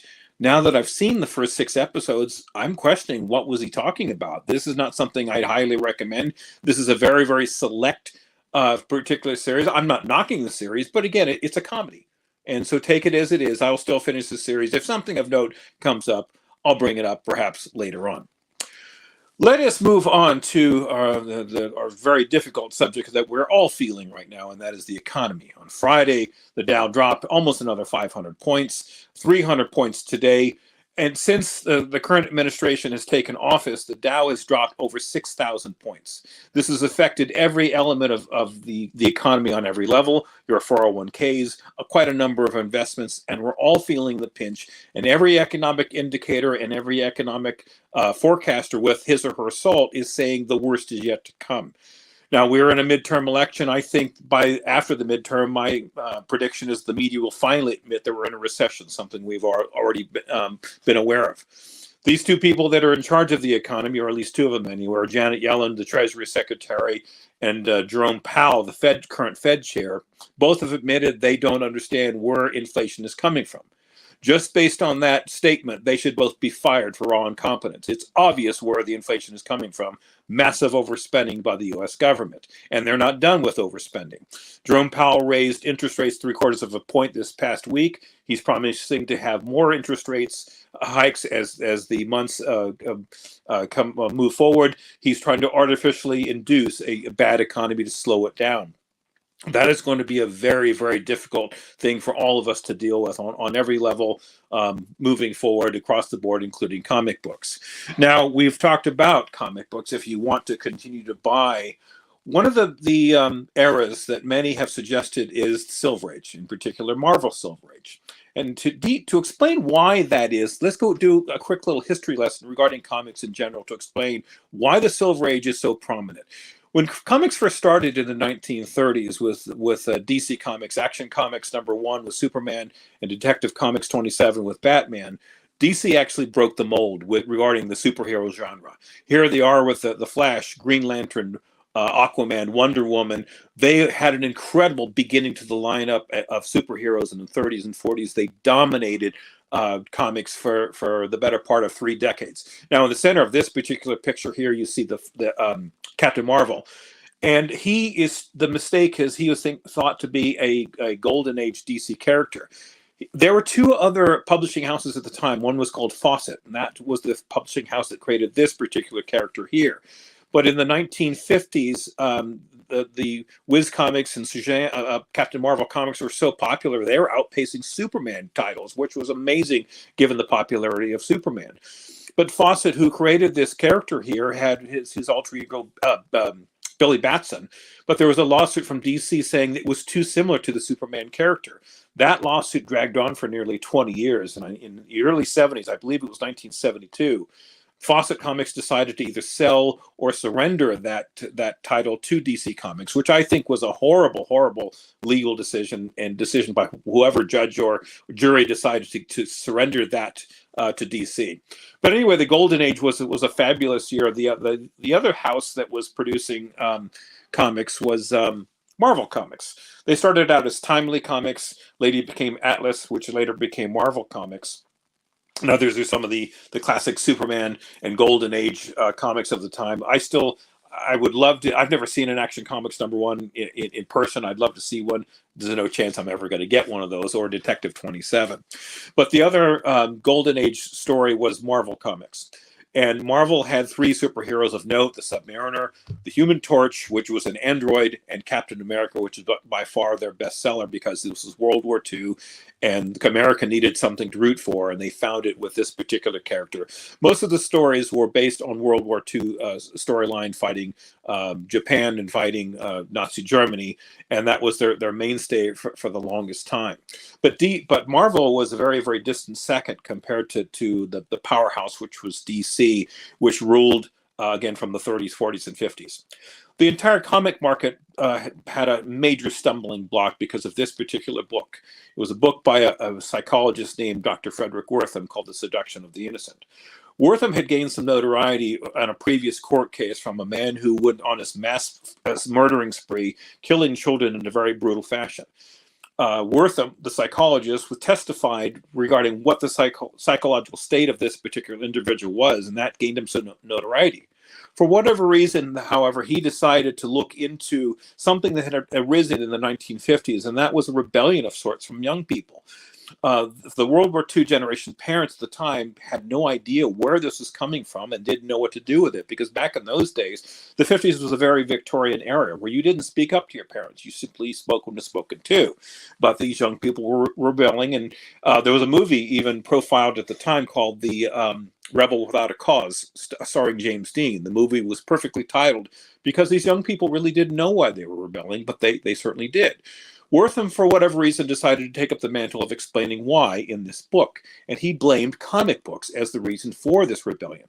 He pointed out mostly horror genre books lots of decapitations for women, sexual situations, and raw perversion was the main source of this. But he didn't stop there. He of course, identified Batman and Robin as this homosexual couple.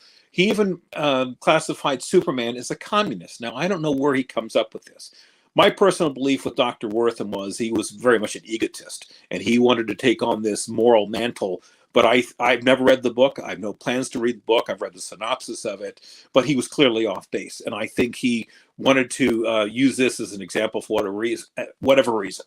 The problem was his book and this movement and his idea gained notoriety, so much so that this became a congressional hearing in 1956. And these comic book producers were brought before Congress to explain what they were doing and why they were doing it. And they didn't have an answer for them, especially the ones producing horror comics.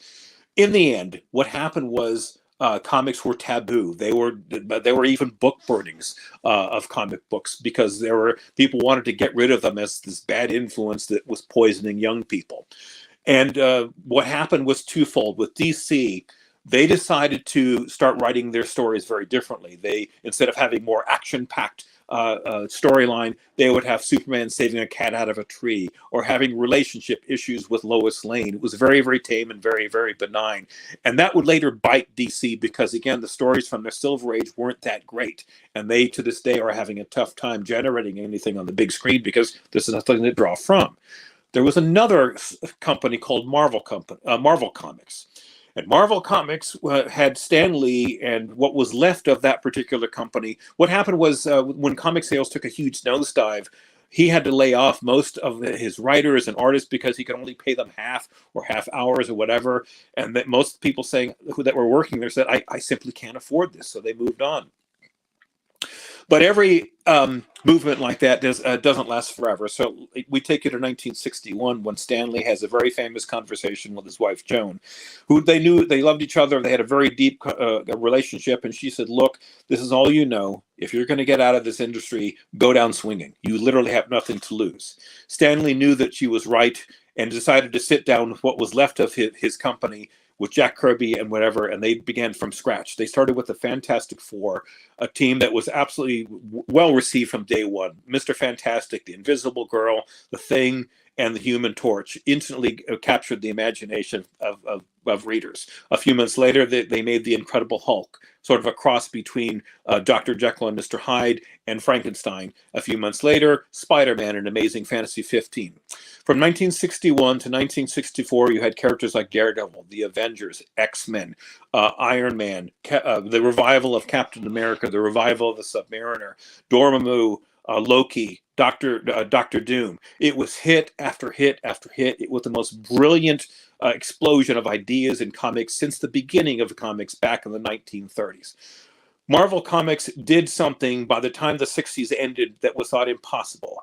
They had beaten DC sales. DC was a powerhouse, thought never to be overthrown. They were wrong because Marvel stories were far, far better. What was so special about the stories was the down-to-earth element that Stan Lee put in each character. Instead of having a character flying from another planet, landing here, having godlike powers in the form of Clark Kent and Superman, something we can't really relate to, you could relate to a nerdy kid named Peter Parker who loved science. He was shy, couldn't talk to girls, and he was always broke. These are all things we could relate to.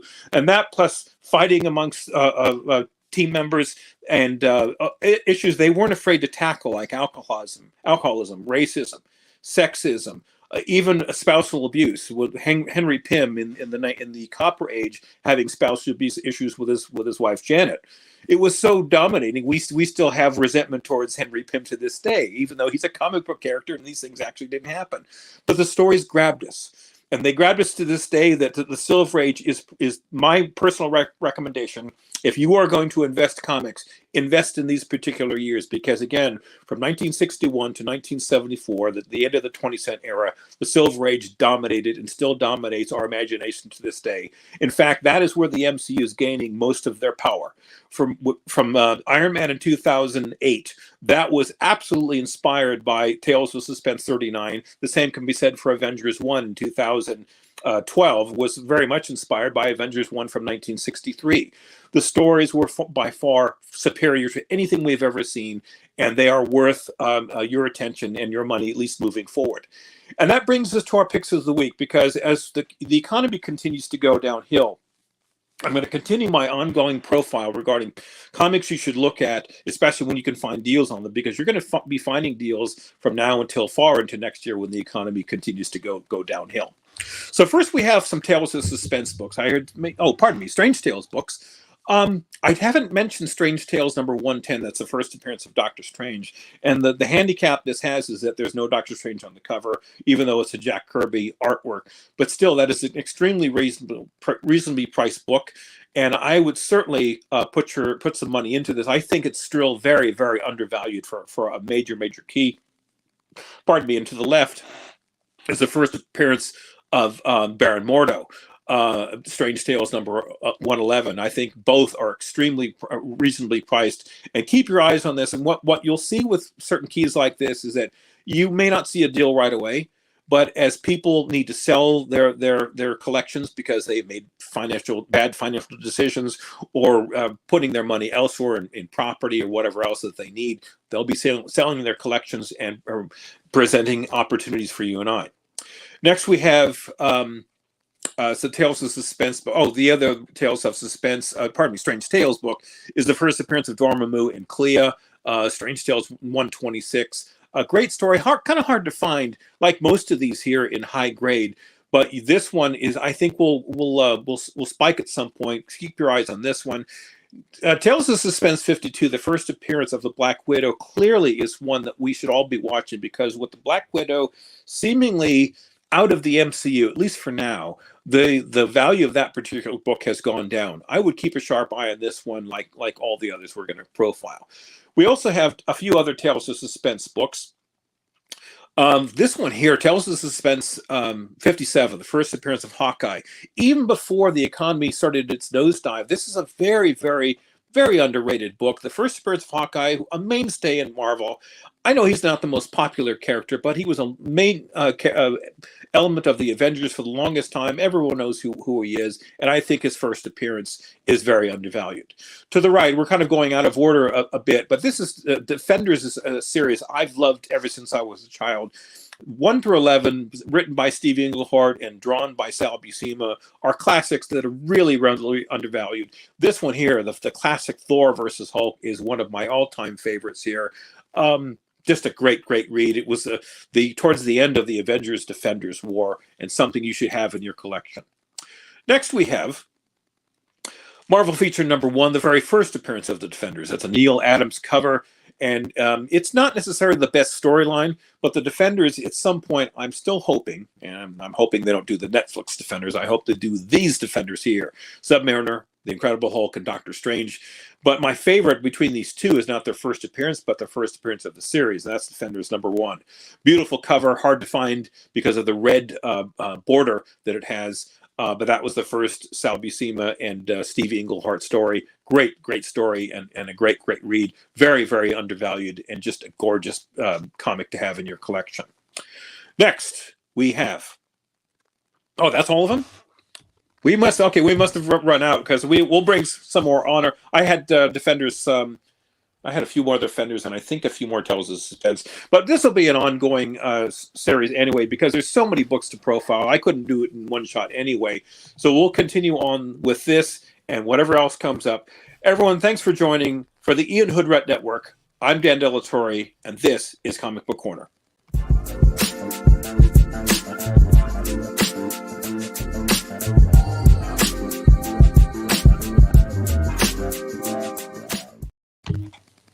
That book, Dan. That book, the doctor book that you had put up. I heard about that book before. Frederick Wertham. Yeah, Frederick Wertham, man. That's crazy, man. How many? Yeah, I've heard that book too. How many books did we lose, man, because of Dr. Wertham?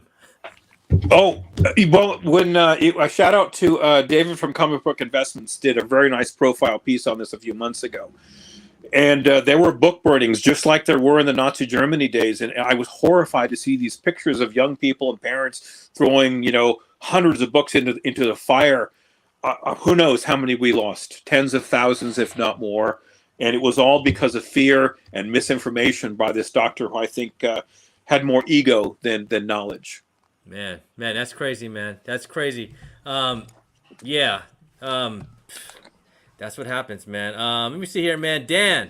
Rob says the Dow Jones is not the economy. We have to let the big corporations crash and burn and let competition happen again. I mean, we are. I agree with that because we're a economy ran by corporations now, man. We're a legal system ran by corporations. Yeah, it's not with the little people no more, you know. So Well, it should be a free and open market, and it isn't. The adage that some have said the free market has failed is not true because the free market has been interfered with. Look at the massive regulations you have just to open a small company. So government has too much interference with this economy, and because they've overspent, now we're paying the price for all this. Mm-hmm. Let me see here. Rudy says his view. I think he's talking about the doctor. His view, opinions in an odd and terrifying way create the value of those few books that were stored and stashed away, which are nowadays why we value some books in monetary value millions of dollars. His intentions for bad created a greater good. Greater good for somebody, man, who stashed those books away, you know? Well, those horror comic companies that were brought before Congress were asked, is this in good taste, you know? And again, keep in mind the context of the 1950s, and these guys didn't have an answer. And what I would have said would say it has nothing to do with taste. It has everything to do with profiling a certain image. You know, people love horror. They're fascinated by it. And that's what we were trying to project in these comics. They're not trying, but again, it was a different era. And these comic companies just didn't have the money or the response to fight what the government was weighing upon them, and the industry almost went away. Mm-hmm. And then we have a question from Panduro. Hey, what's up, Hey Panduro, man? How you doing, man? Does y'all think about Scout's comics are rising in popularity? I've been hearing a lot of. Yeah, I think they are. I mean, they put out some good books. You know, they've been putting out some good books. A couple of their books got optioned as well.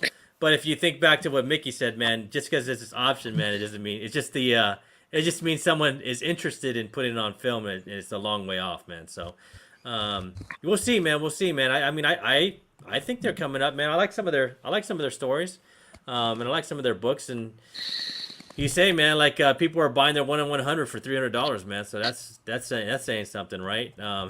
So we'll see, man. We see here. Horror is a genre with a strong following. Bro, we all want horror, man. I mean, dude, yeah, we all want a little bit of horror, man. But Dan, thank you, man. We appreciate, as always, man. We got to give the applause, man. Give the applause. Thank you. And next time I'll get the books, man. I don't know why the other books didn't show up, but that's the technical difficulties. We've got plenty of time. I'm already on eBay. we'll get it. We'll get it right, man. We'll get it right, man. And next up, man, if I can find my Downer Clown, here we go, man. We have an interesting one, and I want to hear you guys' side of it because me and Jaw were talking about this for a second, man.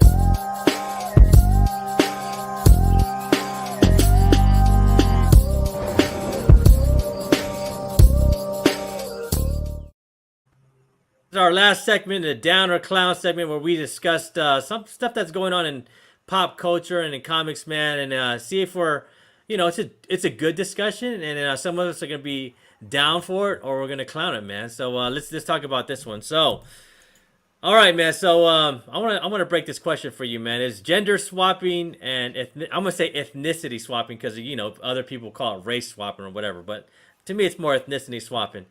What do you guys think about that, man? Because as you can see, we have a lot of it going on in the MCU, man.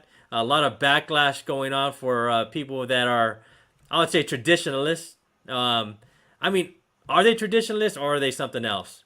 You know what I'm saying?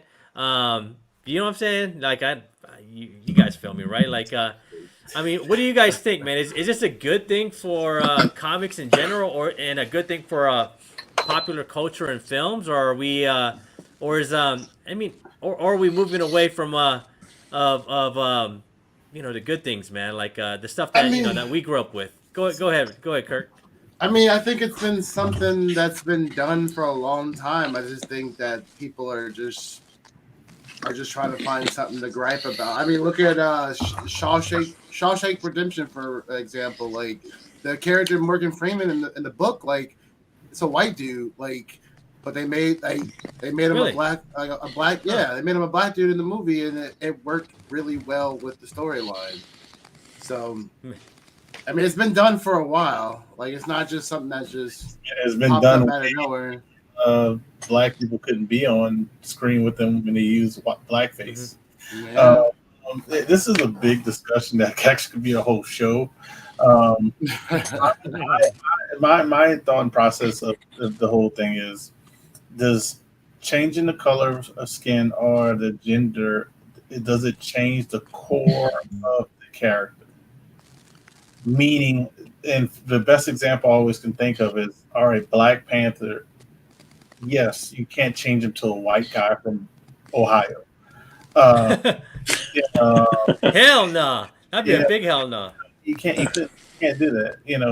It's Superman. It'd be kind of. I don't understand Superman because you can't do that either. Because what is he from? Kansas or something? Only black people in Kansas play on the basketball team. So it's like Kansas State. But I'm just joking around people. Yeah.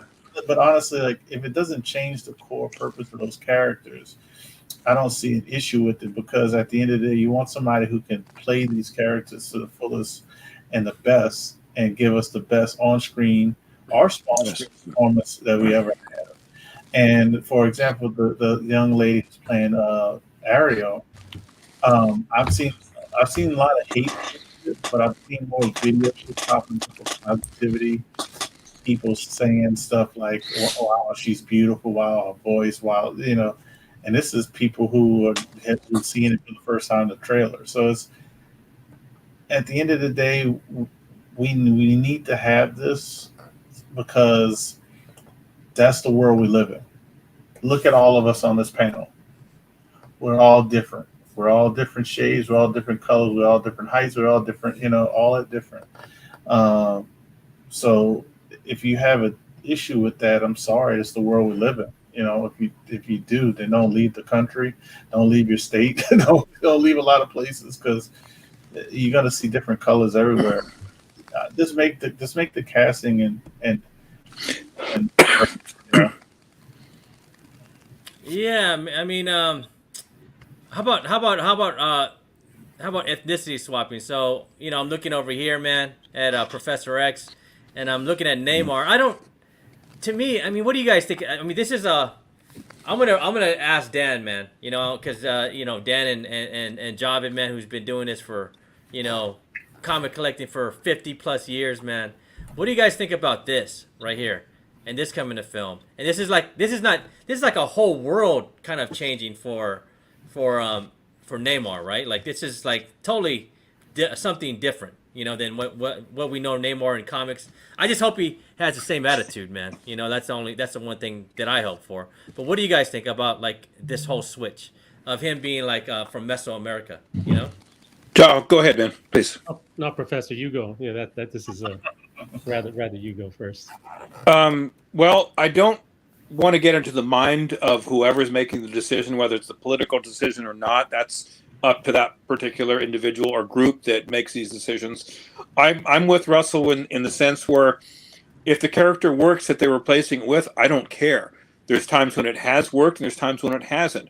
I'm not the biggest fan, and I don't dislike this particular actress who replaced the Ancient One in the Doctor Strange movies. I would have preferred an elderly Asian gentleman, just like it was in the comics. I think that would have been a far better approach. With Captain Marvel, again, I'm not shy about Brie Larson. I don't think she's a great actress, and I don't think the character plays off very well. And that was originally a male role. But I think the best example I have is the Heimdall character, and I mentioned this before. Idris Elba was a dynamite character. Mm-hmm. Now, the original Heimdall was a big burly, Norwegian or whatever, a big brown hair, blue-eyed guy.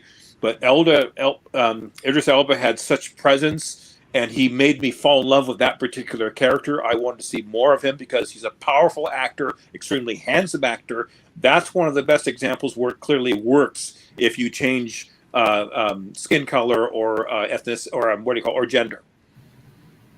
Mm-hmm. Mm-hmm. How about you, Ja? What'd you think, man?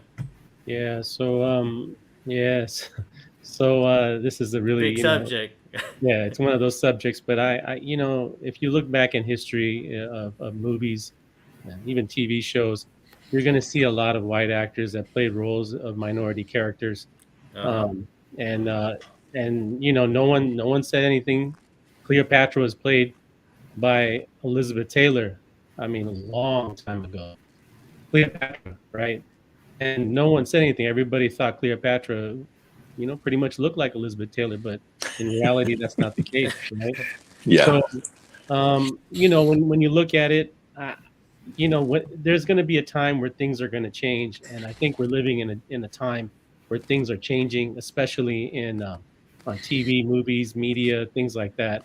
When you look at the general population in major cities, you're going to see diversity. Um, you're not going to see that in rural America. You're going to see that in major metropolitan areas, and that's just the reality of it. When you look at the world, Europe, and northern North America predominantly has and Russia probably has the more Caucasian people, and then the rest of the world is all minorities. So are we really minorities, right? So in this particular case, I don't have a problem with Submariner. Um, I think you have to also differentiate that between Aquaman and Submariner. Hmm. That's what I think. Um, Mermaid. I mean, people are making a big deal over Little Mermaid. This is a Big deal, made bro. up made up character. Not there's no real mermaids in the world, and they're There's making. no race of mermaids. And then Professor X. I mean, Doctor of Comics, James. I'm gonna give him props on this one. He said that when Stan Lee created the X-Men, it was based off Martin Luther King and Malcolm X, basically. Mm. And so why not? Why not have different ethnicities? Why not have different genders? That's the world today. So, in my opinion, it's just something different, something that we all need to get used to. We have this panel here. We're all different, like Russ said, and I don't see a problem with it. That's very interesting, man. I didn't read that when James wrote that, but it kind of makes sense. Am I the only one that didn't know that? I mean, that's a pretty interesting take on Professor Well, X and I know I've said Magneto. before too on a couple of my shows before that, but to touch on the Namor thing, and I mentioned the reason why they chose the background for Namor than the Atlantean ones is because, like Jot said, is DC beat them to it. They didn't want to be Namor be with Aquaman and Atlantis. They didn't want people to be confused. So that's why what I was been told from people from Marvel that they wanted to go a different route as far as that, but they're keeping the core of the character. That's what I was told. Let's see what happens. Now, as far as the Professor X and Magneto thing, he only could use was it a World War II Holocaust for so long. Yep. So it makes more sense in a modern time if you want to do a genocide or if you want to talk about something that triggers Magneto, you would have to do something more not modern but more recent. And the Rwanda situation, for example, is one. I was thinking the same thing. Yeah. So it's like, I mean, you would have to come up with a lot of other things if you say, oh, it was Holocaust thing, and then you have to say Magneto has longevity living or something. So you'd have to come up with other points that people would be mad at. So it makes sense. I mean, at least two of the actress and actor that we have on there are amazing. So I have 100% confidence in the Little Mermaid. Have 100% confidence if we get John Esposito as Professor X. I'm excited for it because I think we'll get amazing roles. Mm-hmm. I think Azar Scott's a good one right here. My thing is they're fictional characters and there are real life situations people should get up in arms about. For real, man. Like, I mean, these are fictional characters made from creative people, so why can't we be creative with them and keep mixing it up for the time that we're in, right? But when I think about this, man, I'm gonna bring it back to Blade, man. I'm gonna bring it back to Blade. I'm a super Blade fan, man. I mean, watching Wesley Snipes when I grew up, man, it just seeing a superhero like him, man, do the things he did, like as Blade, looking like people that I grew up with and people that were my best friends, you know what I'm saying, and someone that wasn't, Caucasian or European, like it really meant something to me, man. It really meant something to me because we didn't really see that, right? Like when we were growing up in the 80s and 90s, man. I mean, I remember watching Real American Hero, bro. It was like, remember that show? Like it was just like some clumsy ass white dude, flying around and bumping his head and shit and can't even fly right. I'm like, well, he could get away with it because he was a, blonde white dude, Yeah, right. yeah, he's like, who cares, man? He's cool, dude. But if it was a clumsy black dude, it would have been different, right? Like that ain't getting no views, I'm like, he wouldn't get the same reaction, man. That would have been Meteor Man. Meteor Man, right? But seeing Blade, man, and I'm hearing these to core to me, I'm hearing like we're only gonna see Marshala for one film, and he's gonna hand it off to his daughter, and she's gonna be Blade. I'm like, but what about the Blade that I love, man? Like the Blade that that I want to see in all these films, man. The Blade that I want to see becoming an Avenger, man. It hits me, man. I'm like, dude, it's not that she's she's a female, I just want to see my Blade. You know what I'm saying? I want to see my Blade, man. I want to see a black man, become one of the best, one of the bigger Avengers or whatever he's gonna be, man. A Midnight Sun, like a big character in the MCU. And I want to at least for him to have the time to do it. You know what I'm saying? I don't mind him handing it off like 6-7 films down the road, but like after one film, that's not enough, man. You know what I'm saying? Go ahead. Yeah, no, I agree with you. And to make you feel at ease, I don't think they started filming this movie yet. I think they start next month. And a lot of this speculation that people are getting nervous about is a casting call, and the casting call could be for any role. So a lot of people were wondering about that, and I agree with you. I hope they don't do that. I don't think they will, because you don't get somebody like Mahershala Ali to do one role and then get rid of him. This dude's an Oscar winner, Oscar nominated. Want him for multiple films, and if he hands it off, that means he hands it off because he joins the Midnight Suns. So let's be clear. I know, right? Yeah. So it would be like, all right, I'm going to fight some worse things. So you take care of the vampires while I'm going. Yeah, man. I mean, what if?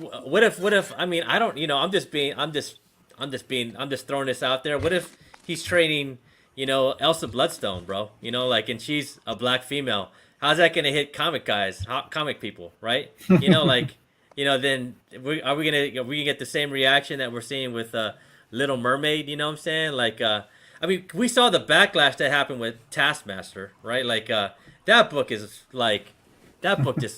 fell off the mat, man. That's another good book to reinvest in, right? Like, we could talk about that, man, for the dip, man. But people weren't happy with that, man. To me, I'm like, he wears his mask all the time anyway. What's the difference? You know what I'm saying? But yeah, people weren't agreeing with that, man.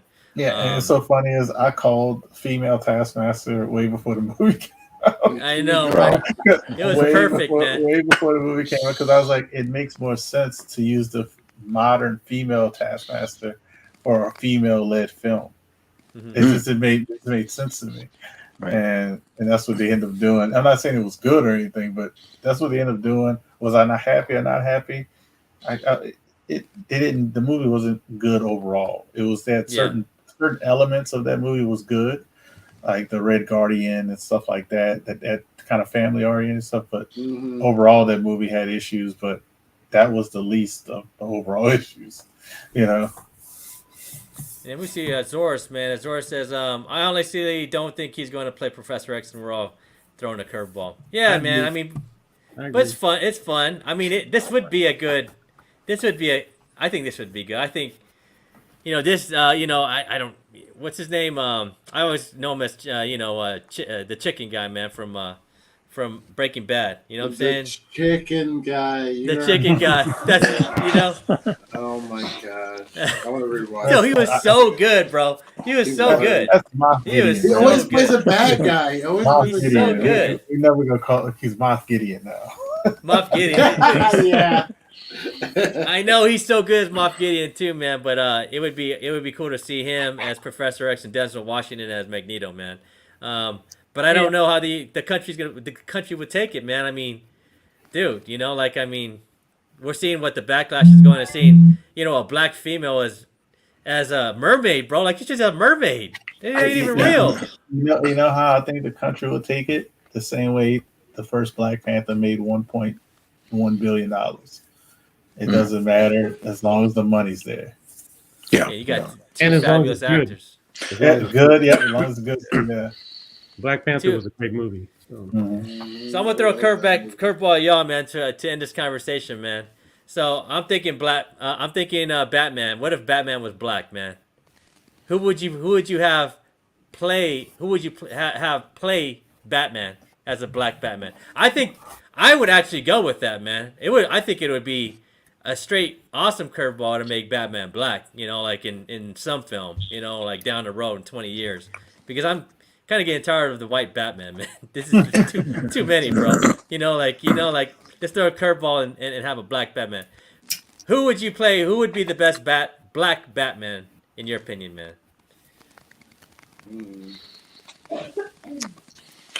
I'm going to stay with Idris Elba, even though That's he's what I'm 50. saying. He's 50, but he's a big man. He's not small, handsome as hell, and he's got that killer voice. He would be awesome. I remember him as Stinger, bro, in what's it called, in The Wire, bro. He was the best. He was like one of the best characters, man, in The Wire, man. I remember him in. So we say Idris. I'm with Dan. I was gonna say the same thing. Idris Elba, So Just seeing how tall he is. He's not small. He's a big man. Was he 6'2"? Someone said Will Smith. Will No, Smith. bro, that would be done, bro. No, he no. won't even. They won't even cast him as James Bond. So I don't. He makes a perfect James Bond in my opinion. Yeah. Why won't they cast him, man? I thought that was a done deal. He would be James Bond. Perfect. Well, the I know, core right? James We all Bond, know. We all know why, right? Core James Bond is supposed to be British. Let's be honest. That's Yeah. all he's supposed to be. And guess what? Idris Elba is British. Yeah. So if you want somebody for a good 10 years, that's what I would get for that movie. But, Yeah. Okay. honestly, I couldn't think of nobody to play Batman, but I would actually see how somebody put Michael B. Jordan. That would be my night. That's who I was thinking of. Yes. No, that would be my Nightwing. That would be my That's what I'm saying. I think That would be Nightwing too. Yeah, Eric Okay. agrees with you. Yeah. Nightwing. Nightwing. man. Yeah, that would be my choice for Batman. I just you because think I could see him being a hothead Nightwing. But you see what I'm saying. That's why I kind of brought this up. Is that we always talk about diversity, man. But there's a run in Batman where a brother ends up taking over the mantle of Batman for a while. A modern Just don't make Michael B. Jordan Robin, bro. No, he's not he's way better than Robin, man. But that's the thing, right? Like, we have a lot of diversity in film. We have a lot of diversity in TV, but we can only think of like 2 black men that can play Batman. There should be more. There should be more. He could be Michael J. White. Michael J. White would probably he could do the action. So I think he can make a good Bruce Wayne too. If anybody's seen a lot of Michael J. White stuff, so that would be. I can name a few, but it's just something. It's hard when you hear the number one like Idris Elba. It's hard to name other people that I know. But I'm just saying, like, we have all this. Everybody's complaining about like gender swapping and ethnicity swapping, and that we're bringing all this diversity, but at the same time we can only name 2 people that could be a black Batman. So we don't have enough diversity in film.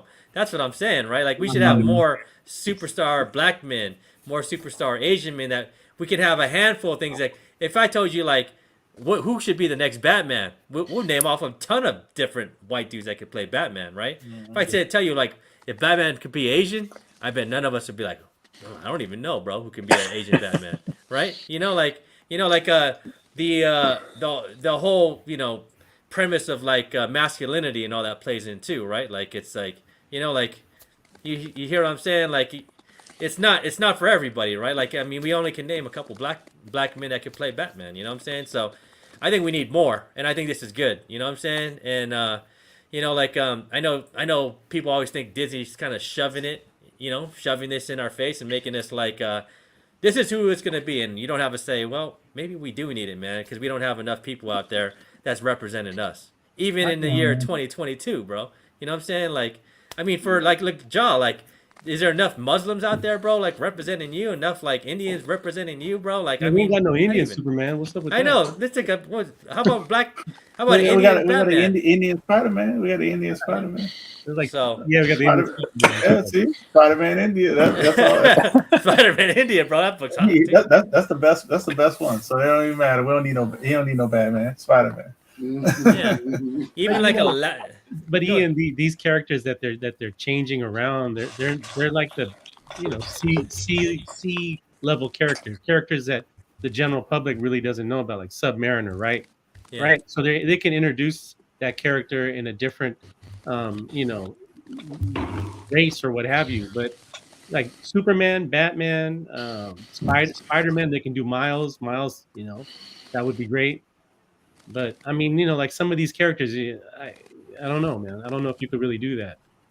You know what I mean? You could do this though. Robert, There you go. He would kill it, man.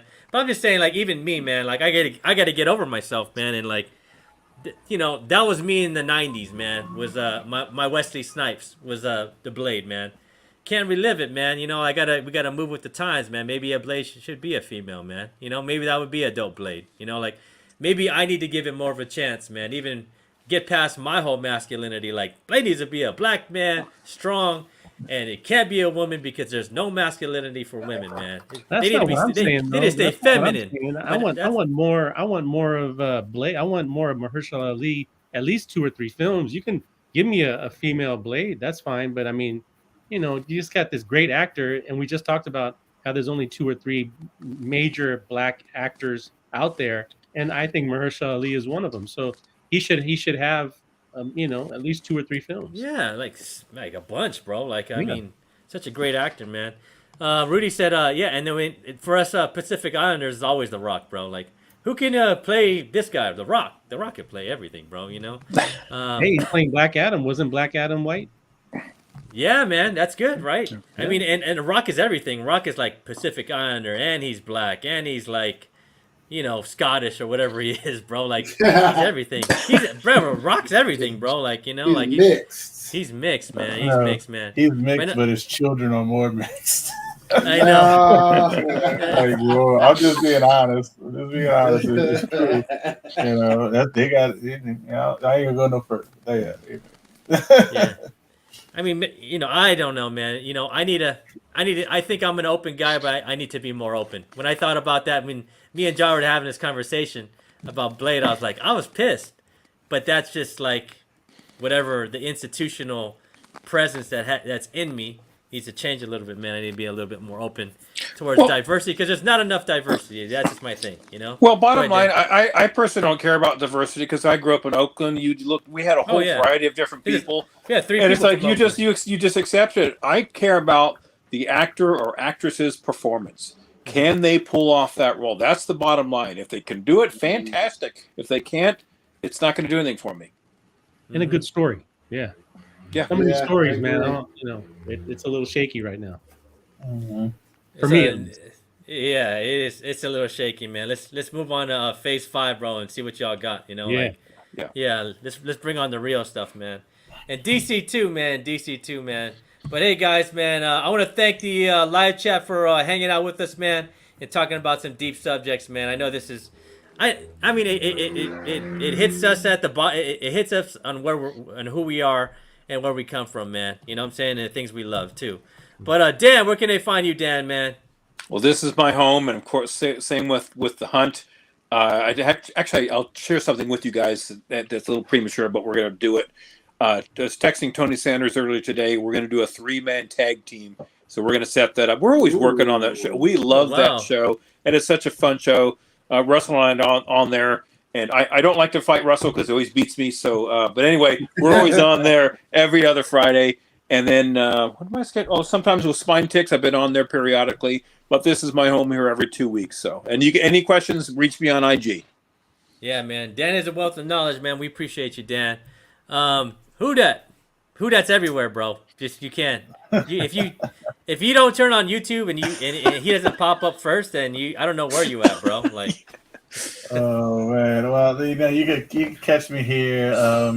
My schedule is going to be a little tricky for the next month, so I have to figure that out because I'm going to be taking a little break from the hunt because of my schedule for the next month. And then next show I'll be on vacation, so I won't be here. Well, let me say fingers crossed because hopefully Orlando doesn't get destroyed. I don't. Oh yeah, man. But yeah, I've been taking a little break for like a month on a lot of different shows just because of my work schedule. I got to figure that out. And but I'll be on IG all the time. I'm always there. Somebody's looking for something. You see something I post. You see something I have, or you just want to chat with me on IG. I'm always on IG. That's like more of my home than regular text messaging. And I'll drop videos here.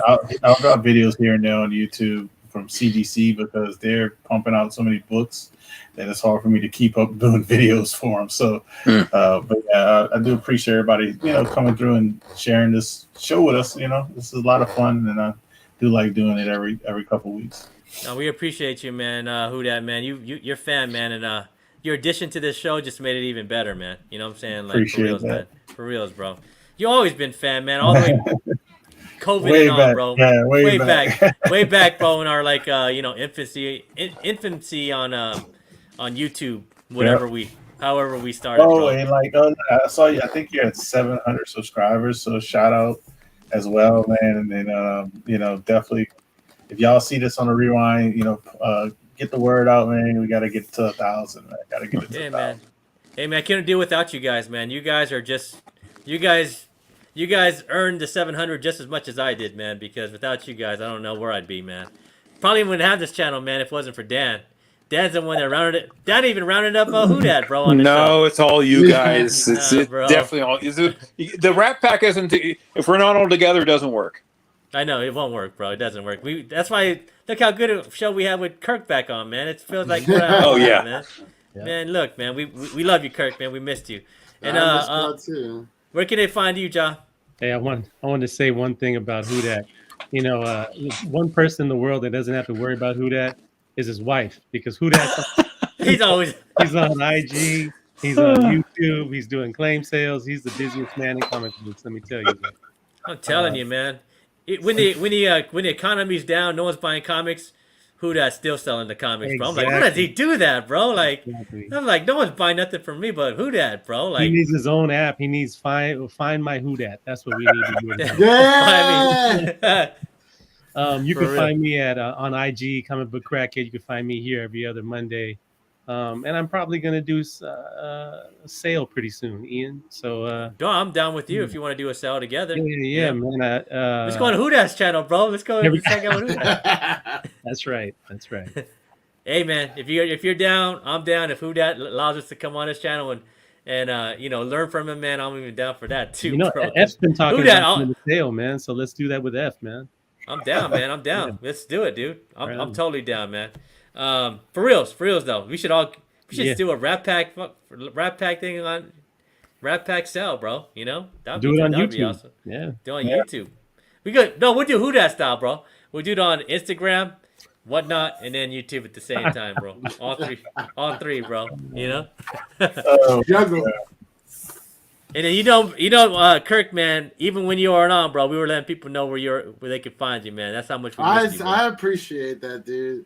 But y'all already know where you can find me. I'm on YouTube, Comics on My Mind, and then I'm also I'm always checking my Instagram. So if you want to DM me, just go ahead. I'm always there.